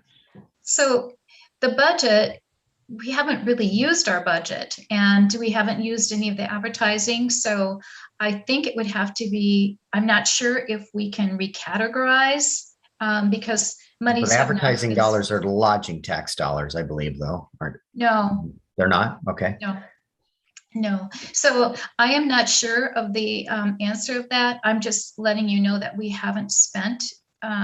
We didn't do any advertising. We didn't do the brochure or anything we've done in the past. So Janine, can you put that map back up, please? Oh, yeah, absolutely. Maybe a better map, Janine, would be the one that's been worked on that shows the one-way, two-way.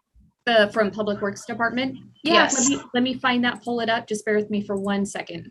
Thank you. The other one is just a little thing I jotted down, sort of the back of the napkin kind of thing.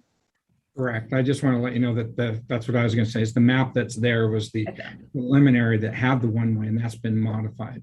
Correct. I've got the map, Janine, if you want me to share. Oh, I just pulled it up. This one? That's it. Perfect. Right. You zoom in a little bit. I can. So may I add just a little bit of information to help you? Certainly. Okay, so last year, Chimes and Lights pretty much, was on hold. The tree was there. There were sponsors for the decorated trees downtown, but other than that, we really did not have an event. This year, we were planning, as we were really hopeful that we were going to be able to have gatherings again, and that did not materialize when we had the Delta variant outbreak. So the committee was just trying to think of something to help bring the event back in a safe manner. And so it was proposed that we just allow traffic to move through town. The port is on board with adding more decorations along the waterfront. We would have music at various stations along the way. that would be piped in, just for something.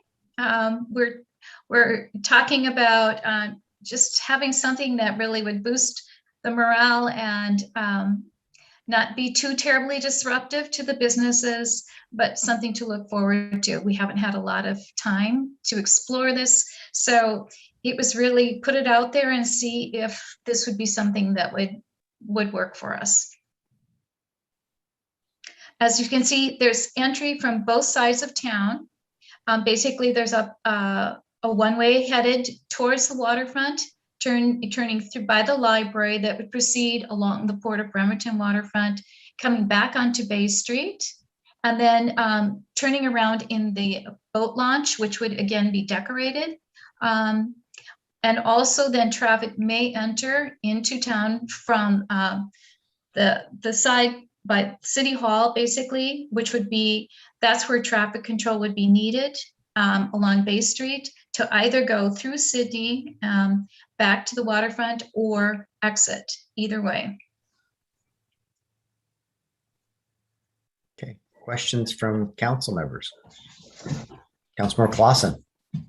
Yeah, first off, Cindy, I think this is very creative. I think this is a great way to get the community back involved in these types of things, but doing it safely. My question is, you said the port is on board with increasing their decorations. Is the expectation that that grassy area in front of the marina, the little park there, is going to be landscaped as well? So not only will they go by the tree at City Hall and all the trees that will be decorated on Bay Street, but they'll also be able to drive by decorations there along the waterfront. Yes, and I don't know if you were able to see the decorations last year. They had a significant display with both lights and music that was timed to the lights. They had a very large, almost two-story sleigh, reindeer. It was a beautiful display. Yes, and so that would all be there. There will be lighted boats, but you won't be able to see those as much. I mean, there will be no voting or anything, but everyone's working on how to increase the lighted display. Kitsap Bank as always has done such a beautiful job with their display, so that would be out there as well. And if this is approved, then we're working on doing a little bit more in some of the areas near the vacant lots to try to have some visual appeal with music coming out of like boombox type things and various stations along the way. Again, we haven't had a lot of time. It just is bringing people down. It's a beautiful display, seeing the tree. City Hall was so beautifully lit last year. It was such a joy to see all of that. I think it's very innovative. I think it's great. Thank you. Councilmember Ashby, go ahead. Yes, I'm curious as to how we're going to control pedestrians and not allow them in that area. This is a drive-through event, and it's not meant to encourage pedestrians. It's really meant to be only drive-through. We've actually eliminated some possible events in order to keep it as a drive-through only. So this is not meant for pedestrians. My question was, do we have a plan to control the pedestrians? And have we, by not allowing pedestrians in that area, have we talked to the merchants to see how that will impact their business for those hours? So most of the merchants would be closed generally, starting at 5 on a Saturday. And so if they are open, they would still be free to have customers coming and going, but we're not encouraging gatherings of any sort. This is really a drive-through event in order to be able to safely have this event. So they'd be able to use the crosswalks as normal. They would, and that would be the idea of having the flaggers. That's the idea of hiring a professional traffic control agency to be able to take care of any of that. Those are the safety measures we're building in. Councilmember Rose Pepe. Muted. Sorry. One of the things I just wanted to say thanks, because I know that the trees downtown have been a highlight for a lot of folks. So focusing on them again, along with the port, I think will make this a very successful event. So thank you. Diener, go ahead. I also wanted to give kudos to Cindy, very creative and a good resuscitation for us. Thank you. Councilmember Charting, go ahead. Just back to the budget question, are we approving the $6,000 here tonight? And how can we verify that this is within the budget of the event? Mr. Crocker, putting you on the spot. Yeah, sorry, my camera is up. I haven't checked, but if Councilmember Lucarelli is correct and they haven't expended on any expenses for this activity, they have expenditure authority for the event. So as long as she's still on budget, she should be fine. Okay. Thank you for clarification. Yep. I have to say that part of the Chimes and Lights budget is a little tricky because salaries are included and we never know what those look like until after the fact. So, but I'm letting you know that no money has been spent on advertising of any sort or brochures that we typically do, nor of inserts in the utility bills. We did none of that. So I believe the finance department, though, can look at historical expenditures related to the decorations and project that and know what would be remaining. So we just make sure you work with NOAA to make sure that we haven't overcommitted it. So Councilmember Ashby and then Councilmember Clausen. Yes, I would just like to hear from our police chief and to see if this meets his requirement. Okay. Chief Brown. I haven't seen the traffic control plan yet. I do share your concerns about how to manage crowds. It's going to depend on how it is advertised.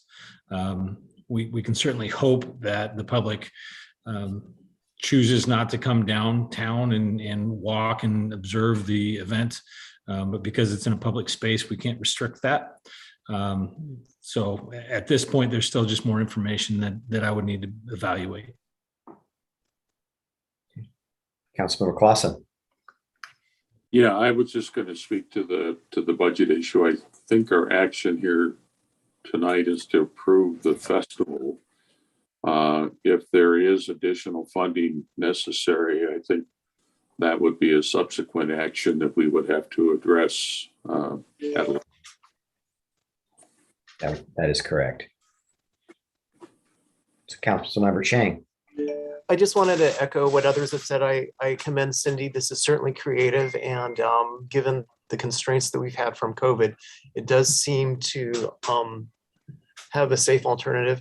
I actually intend to walk down and walk around, but stay on the sidewalk safely. So I'm sure that it could accommodate some pedestrians in addition to many people in their cars. Any last comments? Hearing none. I'll just add that we should plan on a lot of walkers because there will be people that want to take their time. So I would say hope for the best, but plan for the most. Okay.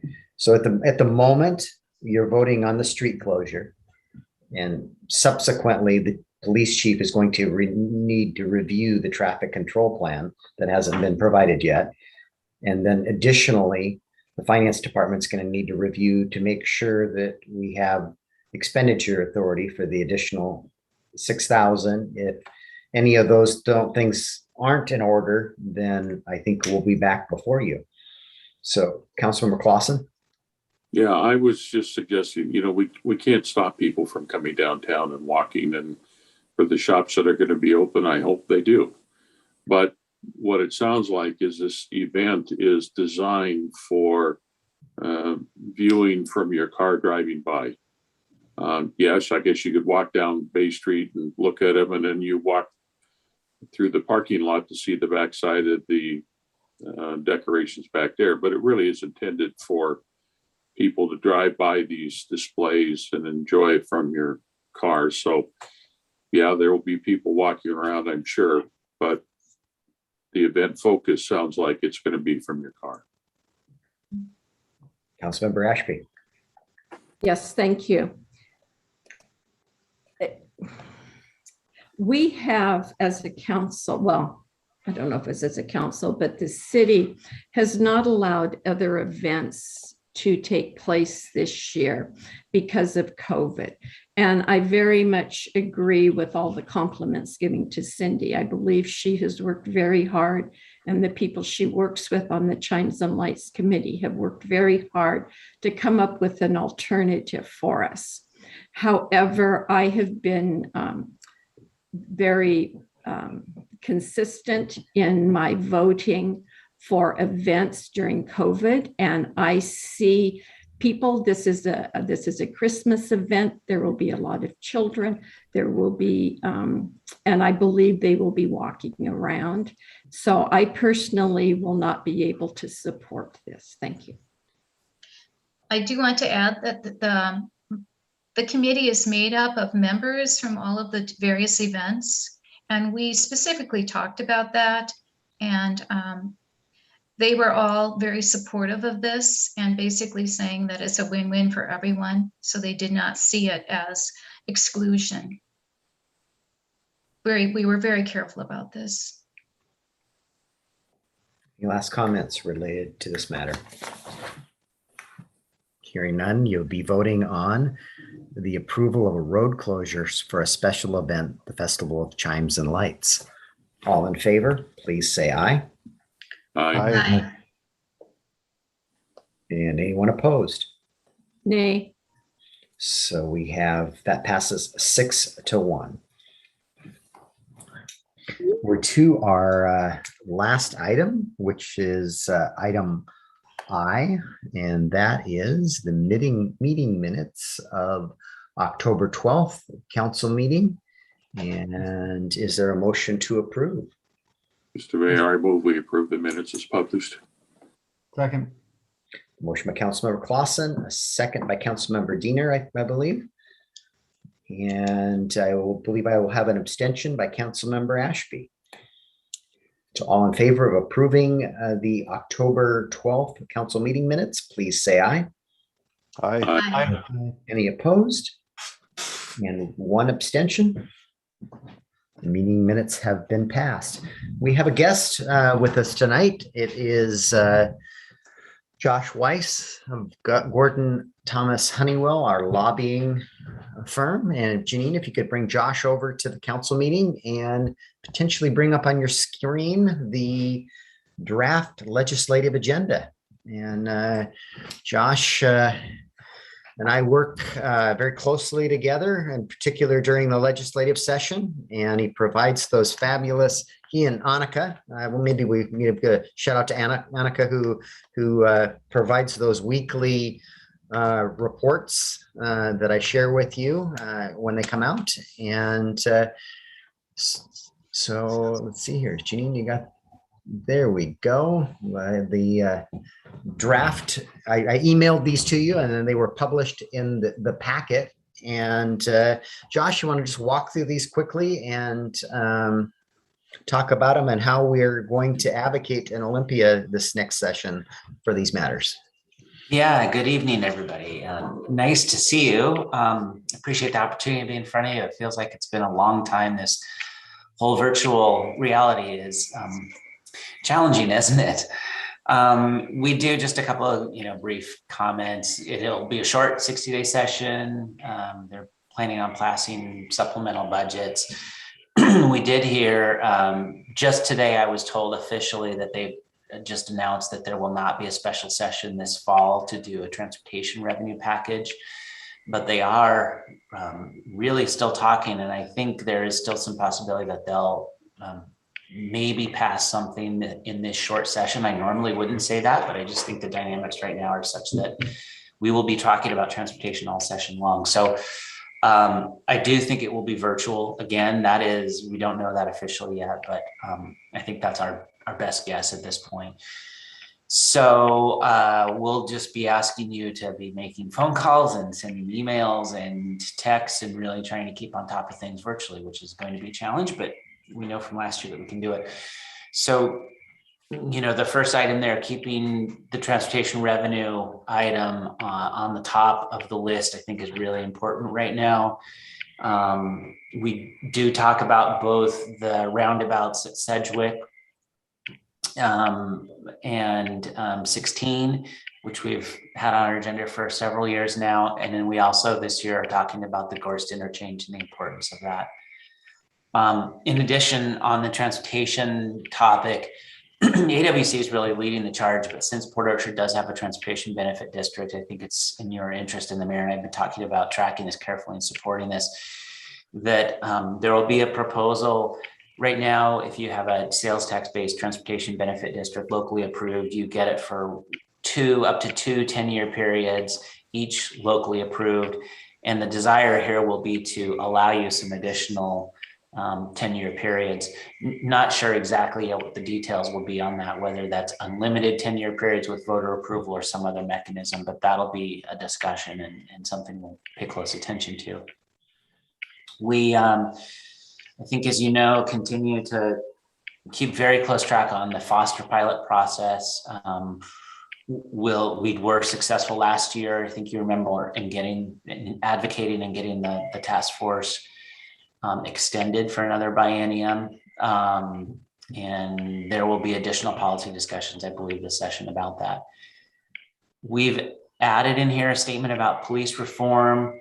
There's a lot of discussion, I'm sure you've heard this summer, about the impacts, some of which were unintended from last legislative session. Really wanting to make sure that our legislators know that we do think that there are some, because of the implementation challenge, that there do need to be some clarifications made. And we've heard from legislative leaders that they intend to do this. I just think the question really will be, how far do they go? There's been a lot of work that's going into this already. And we just want to pay close attention to it. Been talking to the mayor about homelessness and really the fact that it's, I don't want to say become an issue, but you've got some localized issues. I know in the city it's a regional issue for a lot of jurisdictions. Really wanting to put a fine focus on the fact that we do need additional services so that people don't have to live in homelessness, and so that neighborhoods have alternatives to individuals living outside as well. The last two items, wanting to keep attention focused, or at least some notice for legislators that we still do care about newspaper public notice requirements. This is an ongoing issue for cities. The fact that we have to print it in the local paper and essentially, duplicative and expensive at this point. And then finally, certainly not last but not least, is funding for the Department of Natural Resource Derelict Vessel Program.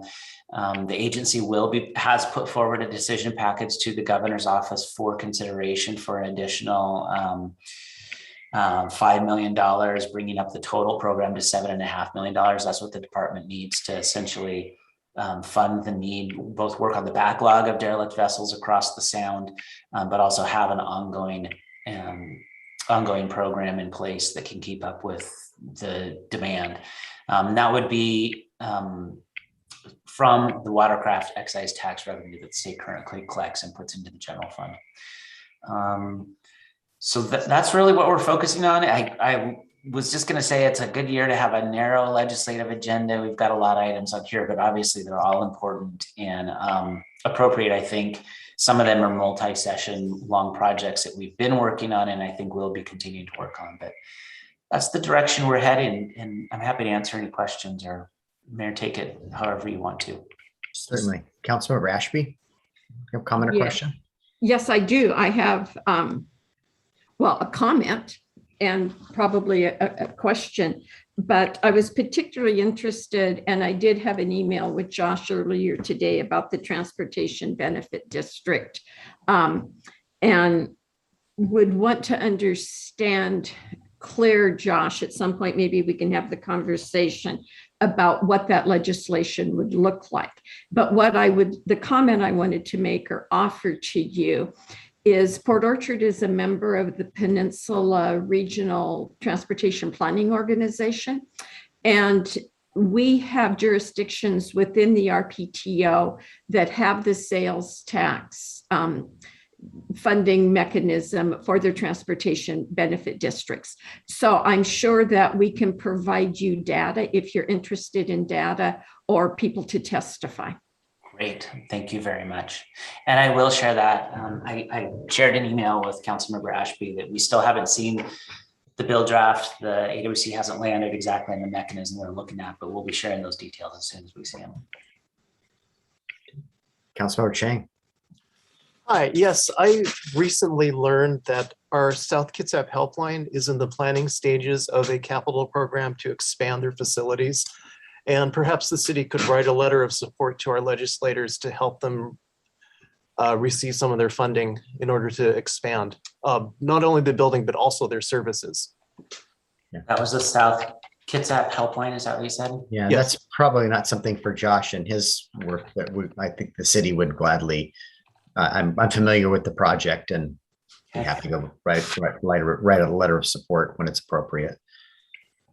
It's going to be as a short session. I'm not certain how successful they'll be in getting funding this at this time. It's probably more likely in the next long session when the capital dollars are going to be available. Councilmember Diener.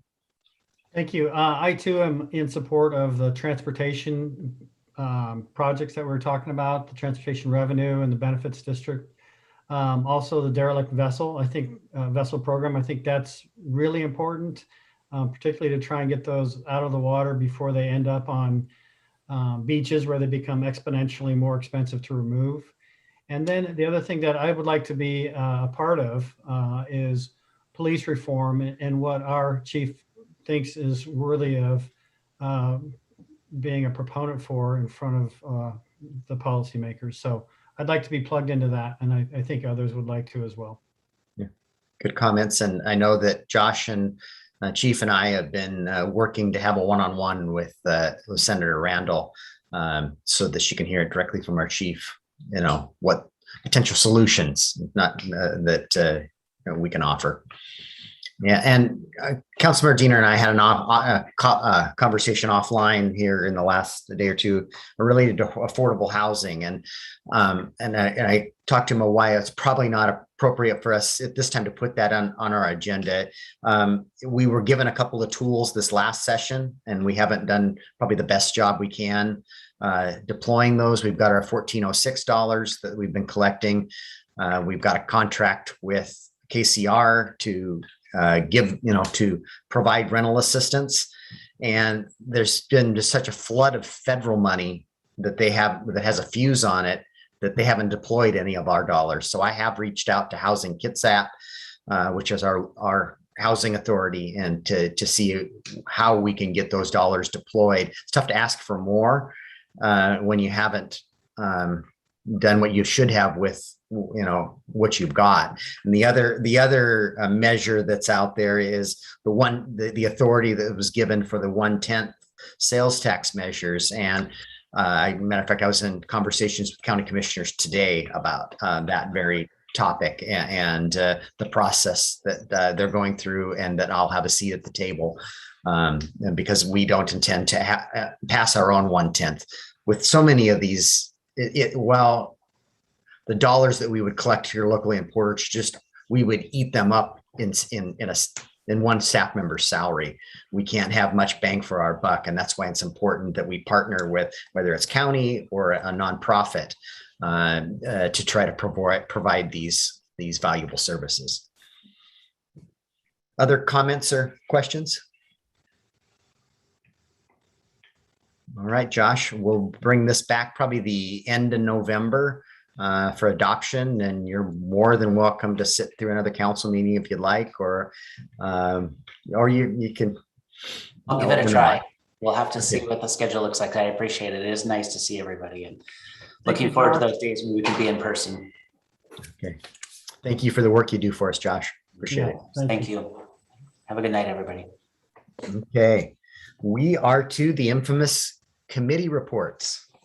And the first of which is the Economic Development Tourism Committee. Have you met since our last council meeting? No, we meet next on November 8th, 9:30 a.m. Perfect. Utility Committee, We'll be meeting on November 9th. the very next day. I see that. Land use says to be determined. Have you No, had we it? You had a We met meeting last week. Yep, that's right. October 21st seems like a lifetime ago. I'll try to get through these very quickly. We had a discussion on fireworks, and we'll be bringing to the council. We went through 4 recommendations, and we feel we need input from the council. Again, it's something that would take place 1 year after we do adoption. We've already gone through the vacations. We had a discussion about PSRC area growth allocations. What room do we have? We were looking at 2019 numbers. So what current projections would offset what projections may be coming down the road? There was a discussion about potential annexation areas, and DCD met with the county, and they're waiting for feedback from the county on discussions that they had. There was a discussion about multi-family tax exemption unit on Plisco across from Arby's. They're looking at a possibility of 20% of the units being under affordable housing. So more to follow on that. We had a discussion about the draft parks, recreation, open space plan, which we need to get completed so it can then go into the comprehensive plan amendments. So there'll be more on that in November, December approval. And then Nick led us through the what permits and projects activities we've had. So I think it was about a 90-minute, maybe 2-hour meeting, and it was a lot of work went into it. So thanks, Nick and staff. Thank you for your report. Festival of Chimes and Lights. We haven't heard about this. We were waiting to hear about the outcome of tonight's decision. And so we scheduled a special meeting on Monday so we could move forward. Okay, look forward to hearing about it. Finance Committee, you haven't been doing anything lately. No, not really. We did have a meeting back on the 19th where we went over the sales tax receipts and went over the fund balances as we normally do every month. Talked about CFC and the quarterly reports and the impact fees. I think we talked about revenue sources and property taxes and mid-year budget review, the stuff that we took action on tonight. And I think one of the things that I would just echo, and I think, Sean, you did a great job in explaining that at the completion of our biennial budget, that it's projected that our ending fund balances will be in much better shape than we started the budget with. So I think I'm glad you brought that up, Sean. Thank you. And I think that's important for the community to hear. So, but that's it as far as what we talked about at the last one. And we've got the next one scheduled for the 16th of November. Thank you for your report. Transportation Committee met this evening. Is there a report? We did. We met this evening. As we always do, we had an update on projects that are underway. And we learned that hopefully we do have interviews for firms to do some design work on Bethel Phase 1. So that's moving forward. We felt good about that. But most of our meeting, we reviewed the presentation that we're going to get from Chris Hammer, our transportation engineer, at our work study in November. The presentation will review for the entire council what the transportation department and committee has been working on, how we intend, what the ideas are for moving forward. And actually, it was quite in-depth discussion, and I very much appreciate Councilmember Rose Pepe's input on the presentation because he offered some very good suggestions. So anyway, that was our meeting, and we'll be meeting again on the 4th Tuesday of November. For those that aren't on the Transportation Committee, Bethel Phase 1 is that segment of Bethel from Salmonberry out to Sedgwick. And this is probably one of our more congested sections of Bethel. And it hasn't competed well in grants because accidents get you more points than congestion do. So we're advancing the designs so that it hopefully will compete better in the next grant cycles. So, let me interject here also that we had a first for several years at a committee other than economic development, because at economic development, we invite participation from certain business groups. But we had a citizen attend our transportation meeting this evening and offered comment and questions at the end. And so we had a bit of dialogue with him. And so that's a first for us. That's good to hear. Thank you for your report. We're to the mayor's report. I missed the Transportation Committee. Oh, we're not? We have some others. Yes. What did I miss? The next page is sewer advisory. Look at that. There is another page. All right. How about Sewer Advisory Committee? We met on October 20th, and we were asked actually to approve a proposed annual budget, but we didn't feel comfortable moving forward with that because their board had not decided on a COLA, which we were wondering about the amount that was being used. And so we put it on hold, and we will vote on that budget once we hear what their board decides. The new meeting was rescheduled for November 1st. And lodging tax. We're meeting on Thursday to go over applications. We had 11 applications from 8 organizations. So I think there's a certain feeling of optimism for 2022, and that's good news. And outside agencies, Councilmember Ashby, that's typically you. That is. What I would talk about with KRCC is we have our legislative reception scheduled for December 2nd. That's a Thursday. I think you should all have received an invitation through our clerk's office, and we would register through the clerk's office so she can keep track of a quorum. The first hour, as always, is an orientation for newly electeds or those wanting refreshers.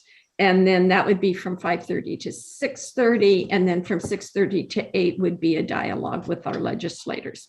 And again, KRCC has been doing some administrative stuff in the background. We're also working.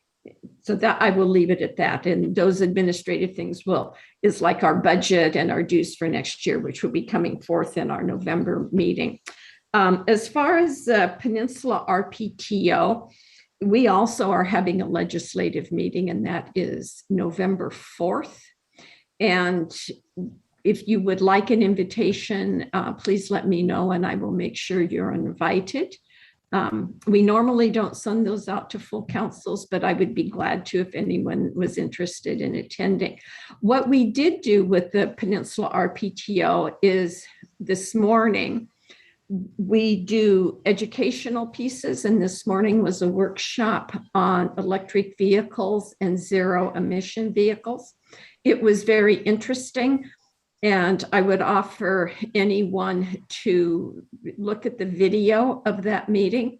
It will not be on our website until probably next week. But we had almost 50 people attend. It's a very popular topic. And it is all, again, it's planning related. So I would encourage anyone who's interested in transportation to look at that when it's available, and I will make sure the clerk's office send you out a link. And that's what I have today. All right. Thank you for your report. All right. Now you get the mayor's report, and it's not very long. So I missed the Transportation Committee tonight because I was, Steve Rice and I were giving a presentation to the library board related to the community center. And one takeaway from that, it's always kind of cool to go to these other public agencies meetings. They opened with one of their board members reading their policy statement. And I thought it was kind of interesting. And we have our guiding principles that Councilmember Diener pointed to from memory, and we have them, very proudly displayed on the council chambers walls. But we're not there anymore. How about if we put that on our agenda, the top of our agenda, like for the public and for us to all remind us of that and what our guiding principles are. So I'm going to ask the clerk's office to somehow fit that on the page. But I think that's those guiding principles are important. I think that's a great idea. We spent a lot of time in developing them and then refining them, and it's hard to argue against them, no matter what your position is on an issue. Yeah, I agree. So that I will go to department heads. Mr. Dorsey, do you have anything to report out? Yes, so on Thursday, I'll be providing a presentation before the Ecosystem Coordination Board Local Forum in partnership with Puget Sound Partners and on behalf of the West Sound Partners for Ecosystem Recovery, or WSPR, discussing the derelict vessel and on-water living situation. It is a problem. So thank you for taking the time to do that. Chief Brown? Yes, thank you, Mayor. I just wanted to let the council know that we had a great training session on Friday for our officers with all of our regional partners. We brought an instructor up from California to talk about officer wellness and resiliency and suicide prevention, and it was very well attended and very well received. And so I appreciate the council's support on allowing us to have these training opportunities. Thank you. Okay. Thank you, Chief. Mr. Bond.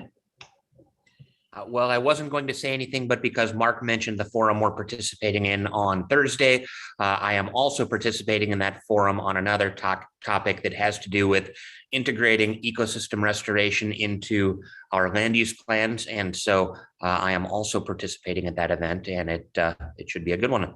That's all. Thank you. Thank you for that. Mr. Crocker. You take a deep breath now. The budget got approved.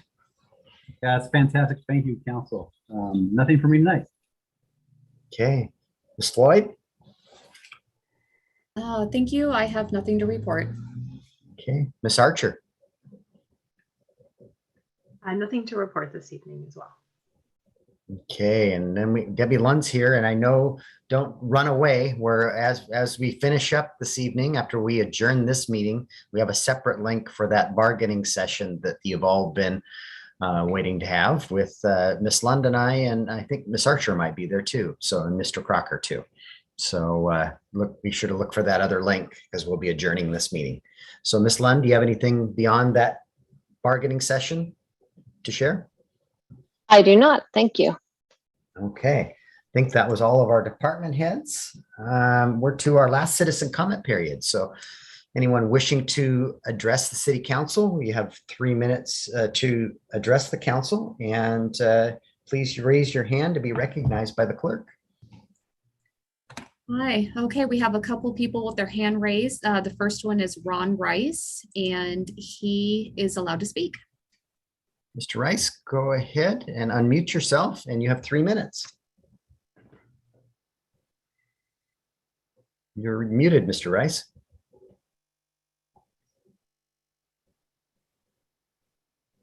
Guess I have to hit the unmute. Can you hear me now? We can. All right. I have a couple of questions. First off, does anyone have any idea when we might go away from the virtual city meetings and hearings and go back to our live meetings and hearings? And the second question, I have property out near the Sedgwick-Sydney interchange or intersection. So my question there is, what's the status of the Ruby Creek subarea plan development? I haven't heard too much about it. Thank you. Okay. it is public comment period, so be mindful of that. And as far as COVID is really what's driving our public meetings. So when COVID's in a different place than it is, I think that's when the council will consider conducting our meetings in person. So others wishing to address the council? Okay, so the next person I have wishing to address the council is Bob. And Bob, you are allowed to speak. Okay, I live in Port Orchard. I live across from the high school. I understand that there's a lot of speeding going on everywhere. Everybody's driving faster, but everybody's driving real fast down Mitchell Avenue. I'm afraid something's going to happen there. I bought a small radar gun. I've clocked people from anywhere from 30 miles an hour in the 25-mile-an-hour zone to 52 miles an hour. And that's just a few of them. That's over this summer. School wasn't even in session. They still continue to drive like that.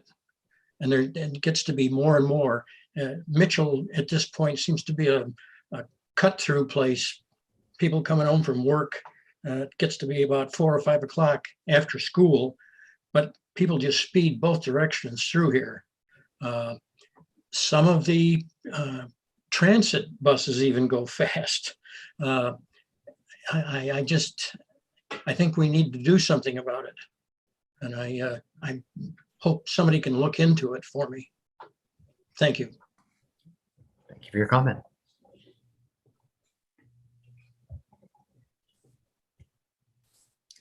Okay, let's see. The next person I have with their hand raised is Sean, and Sean should be able to address the council. Sean, you have 3 minutes. My comments are on the legislative agenda. So you don't want to publish your notices in the newspaper anymore. You call it archaic, duplicative. Sounds like to me you want to hide what you're doing. So no, I don't think that's a good idea. More people read the paper in print form than follow the city government on Facebook. So just because you don't want to print something in the newspaper is no reason to ask the legislator to change the law. Stop trying to hide things. Number 2, regards to homelessness. What use is it to fine and bill property owners for the actions of trespassers? That's what you're doing. You're too cowardly to take the needed steps to deal with the homelessness situation in the county. These people need help, and you guys are hiding. And our police do need the reform and probably their funding cut if they are too afraid, too cowardly to go into places like Retzel Park to clear out the issues that are there. We have citizens complaining, fearful to the city council, to the mayor's office, to other people, and they get the runaround. And they're told straight up from the chief of police that they don't have it, they can't do anything. That is BS. A crime not enforced is no crime at all. And there are multiple crimes occurring within these parks that the police are not enforcing. So fine. Defund the police. They're not doing their job anyway. So that saves us some money. We can police our own community. So you want to deal with the issues the city's having, stop hiding under your beds, because that's what you're doing. You're hiding what you're doing. You're hiding under your beds in regards to the issues, regards to the council, regards to the city. And then you're tying the hands of the police if it's you. And the police definitely aren't doing their job. So that's my comment. The legislative session is a waste of time. Oh, and no one can see your agenda anymore because apparently sign-in failed because the number of sessions has reached the license limit, or the user account has reached its session limit, or no named user license has been allocated to the user account. So no one can go to the agenda page for the city council and read the agenda or anything else.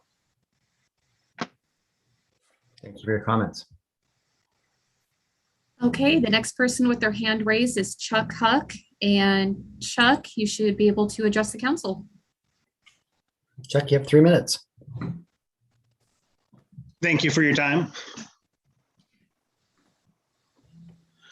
Your value doesn't decrease based on someone's inability to see your worth. Yes, Mayor and Councilman, one doesn't need to be associated with developers to have worth. What are the values of each candidate that's running this year to make up this small town? Is Councilman Scott Diener letting me know that he's been advised to be non-transparent? Is that what makes up the city? Non-communication with citizens and business owners? Is Fred Chang putting his election sign on the very property he is trying to take? Is that the type of empathy we want from our council?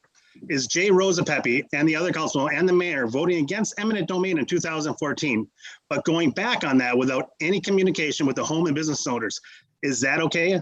The last thing I want to do is deal with politics. However, I'm forced to due to our current city council and mayor's lack of empathy and total disregard for people. I have to fight for my right to keep my business that I love open. I have to fight for my staff and their jobs.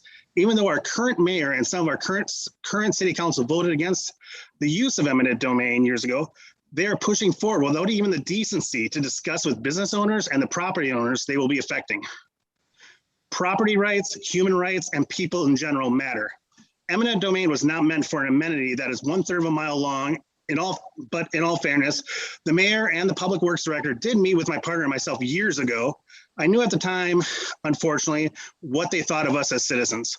We met with them, and instead of working with us, the public works director said, "I don't mean to be a dick, but deal with it." I wasn't so much disappointed with the statement. I just realized at that time where we stood as the people stood. We didn't matter.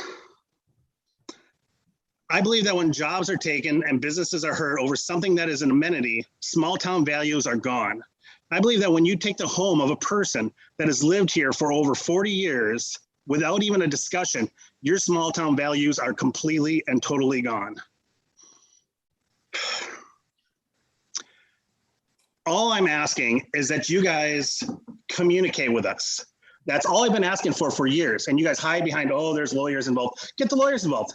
Have you guys and us, let's discuss it. That's always that. Is that too much for a citizen and business owner that's paid thousands of taxes dollars into the community? Is that too much to ask? Really? I'm seriously, there is no soul on this council, and we all know the kind of person the mayor is. He's not a decent human at all.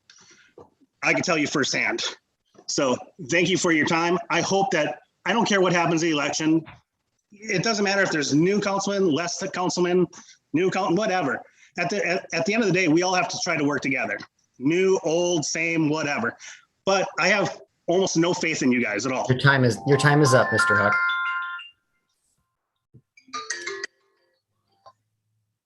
Okay, the last person I have with their hand raised is Randy Jones. And Randy,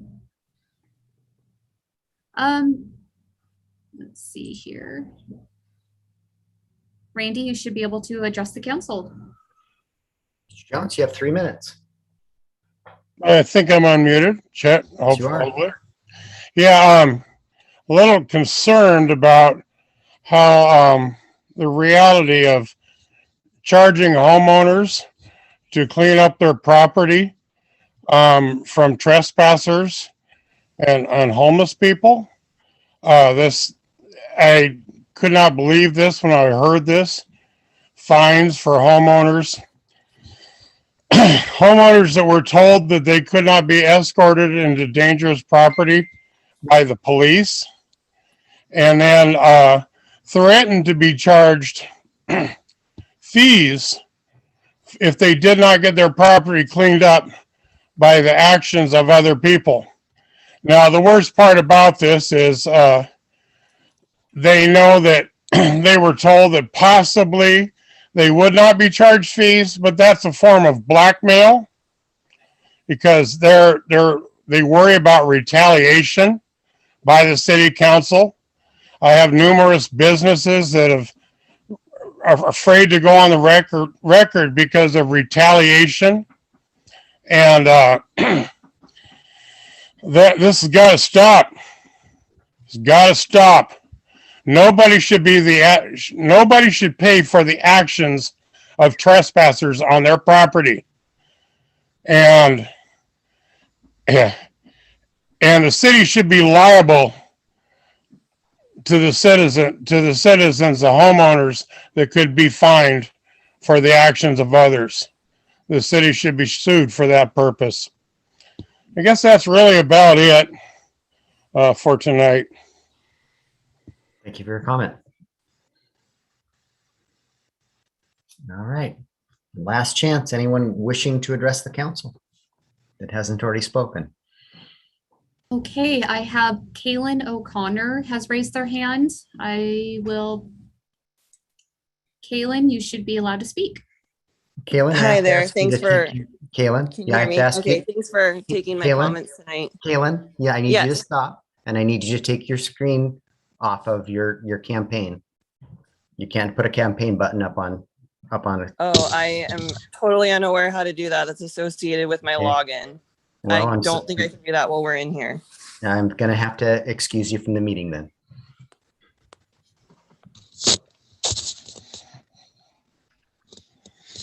All right. Any last commenters who haven't provided comment? At this time, there are no new people with their hand raised. All right, with that, we will close the second citizen comment period. And we are to the good of the order. Mr. Clausen, I think you wanted to have a little discussion about vaccine incentives. I think the current incentive we have, the council passed by resolution for the city to achieve a 90% vaccination rate that the city employees would receive vacation. And Janine, could you remove Mr. Jones from the meeting? Oh yeah, my apologies. Just bear with me for 1 second.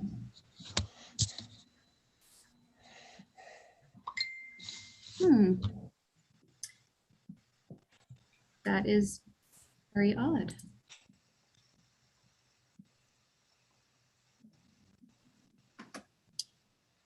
Apology. He's not. Oh, here we go. Ah. No, you've unmuted him. My apologies. Still trying to figure this out. Okay. He should be coming over as an attendee in just a moment. I don't want him as an attendee. I want him. He's in the meeting right now. Yeah, I'm trying to not have him as a panelist and put him back in as an attendee. Thank you. Yep, you're welcome.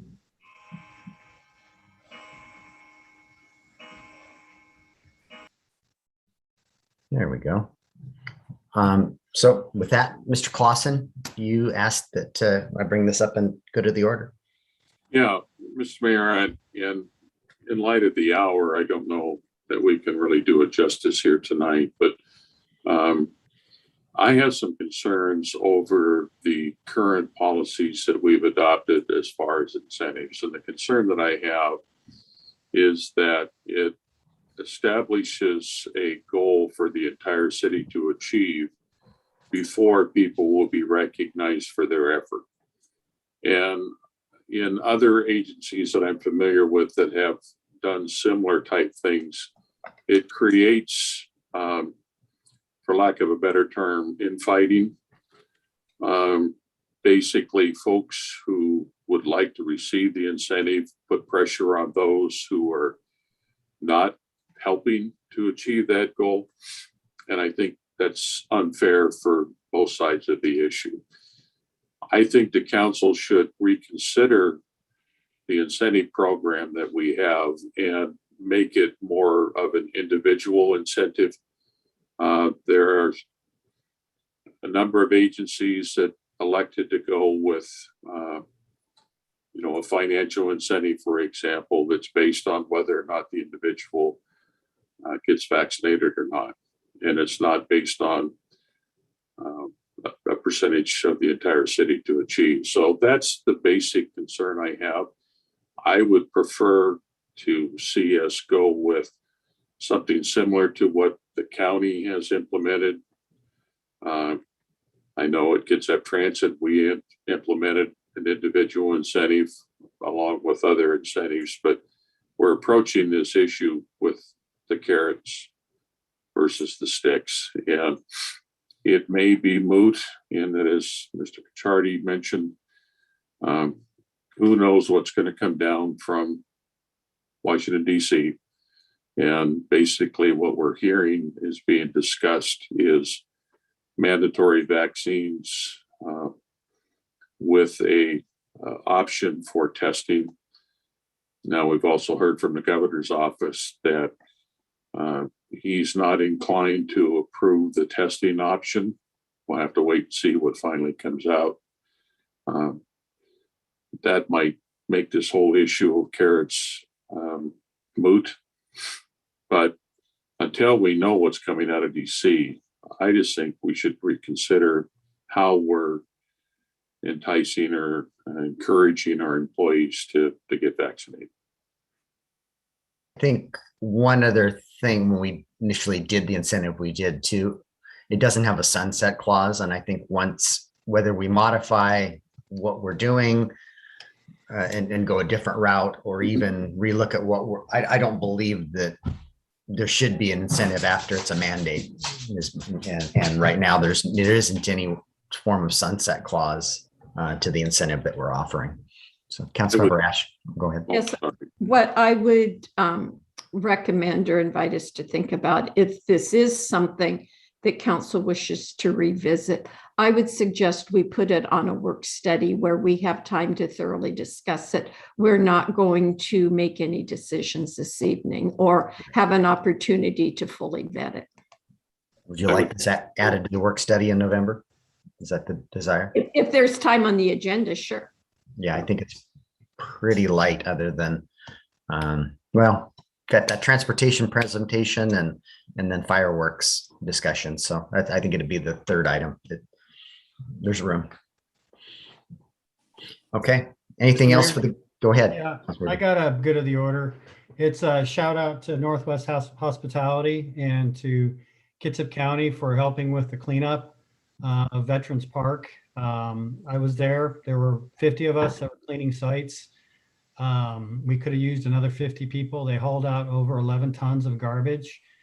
For people who have concerns about homelessness, I would encourage you to read up on the Boise decision, which limits what jurisdictions can do. And again, I want to give kudos to Northwest Hospitality. You know, there was a cleanup that they did in the city limits behind Goodwill a couple years ago, and that was a much smaller scale.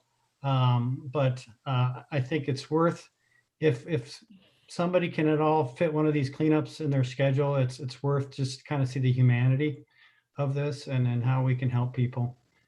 So anyways, it was a successful cleanup. I think there was actually more than everybody had anticipated to be cleaned up, but overall it's in a much better state now than it was just a few days ago. Thank you for volunteering in that. I know we had some staff participate. It's a huge endeavor, and this is a county park that is in the city limits. We don't have jurisdiction over it, and we have demanded that the county clean it up, and this isn't the first time they've cleaned it up, and we're asking them to manage it differently.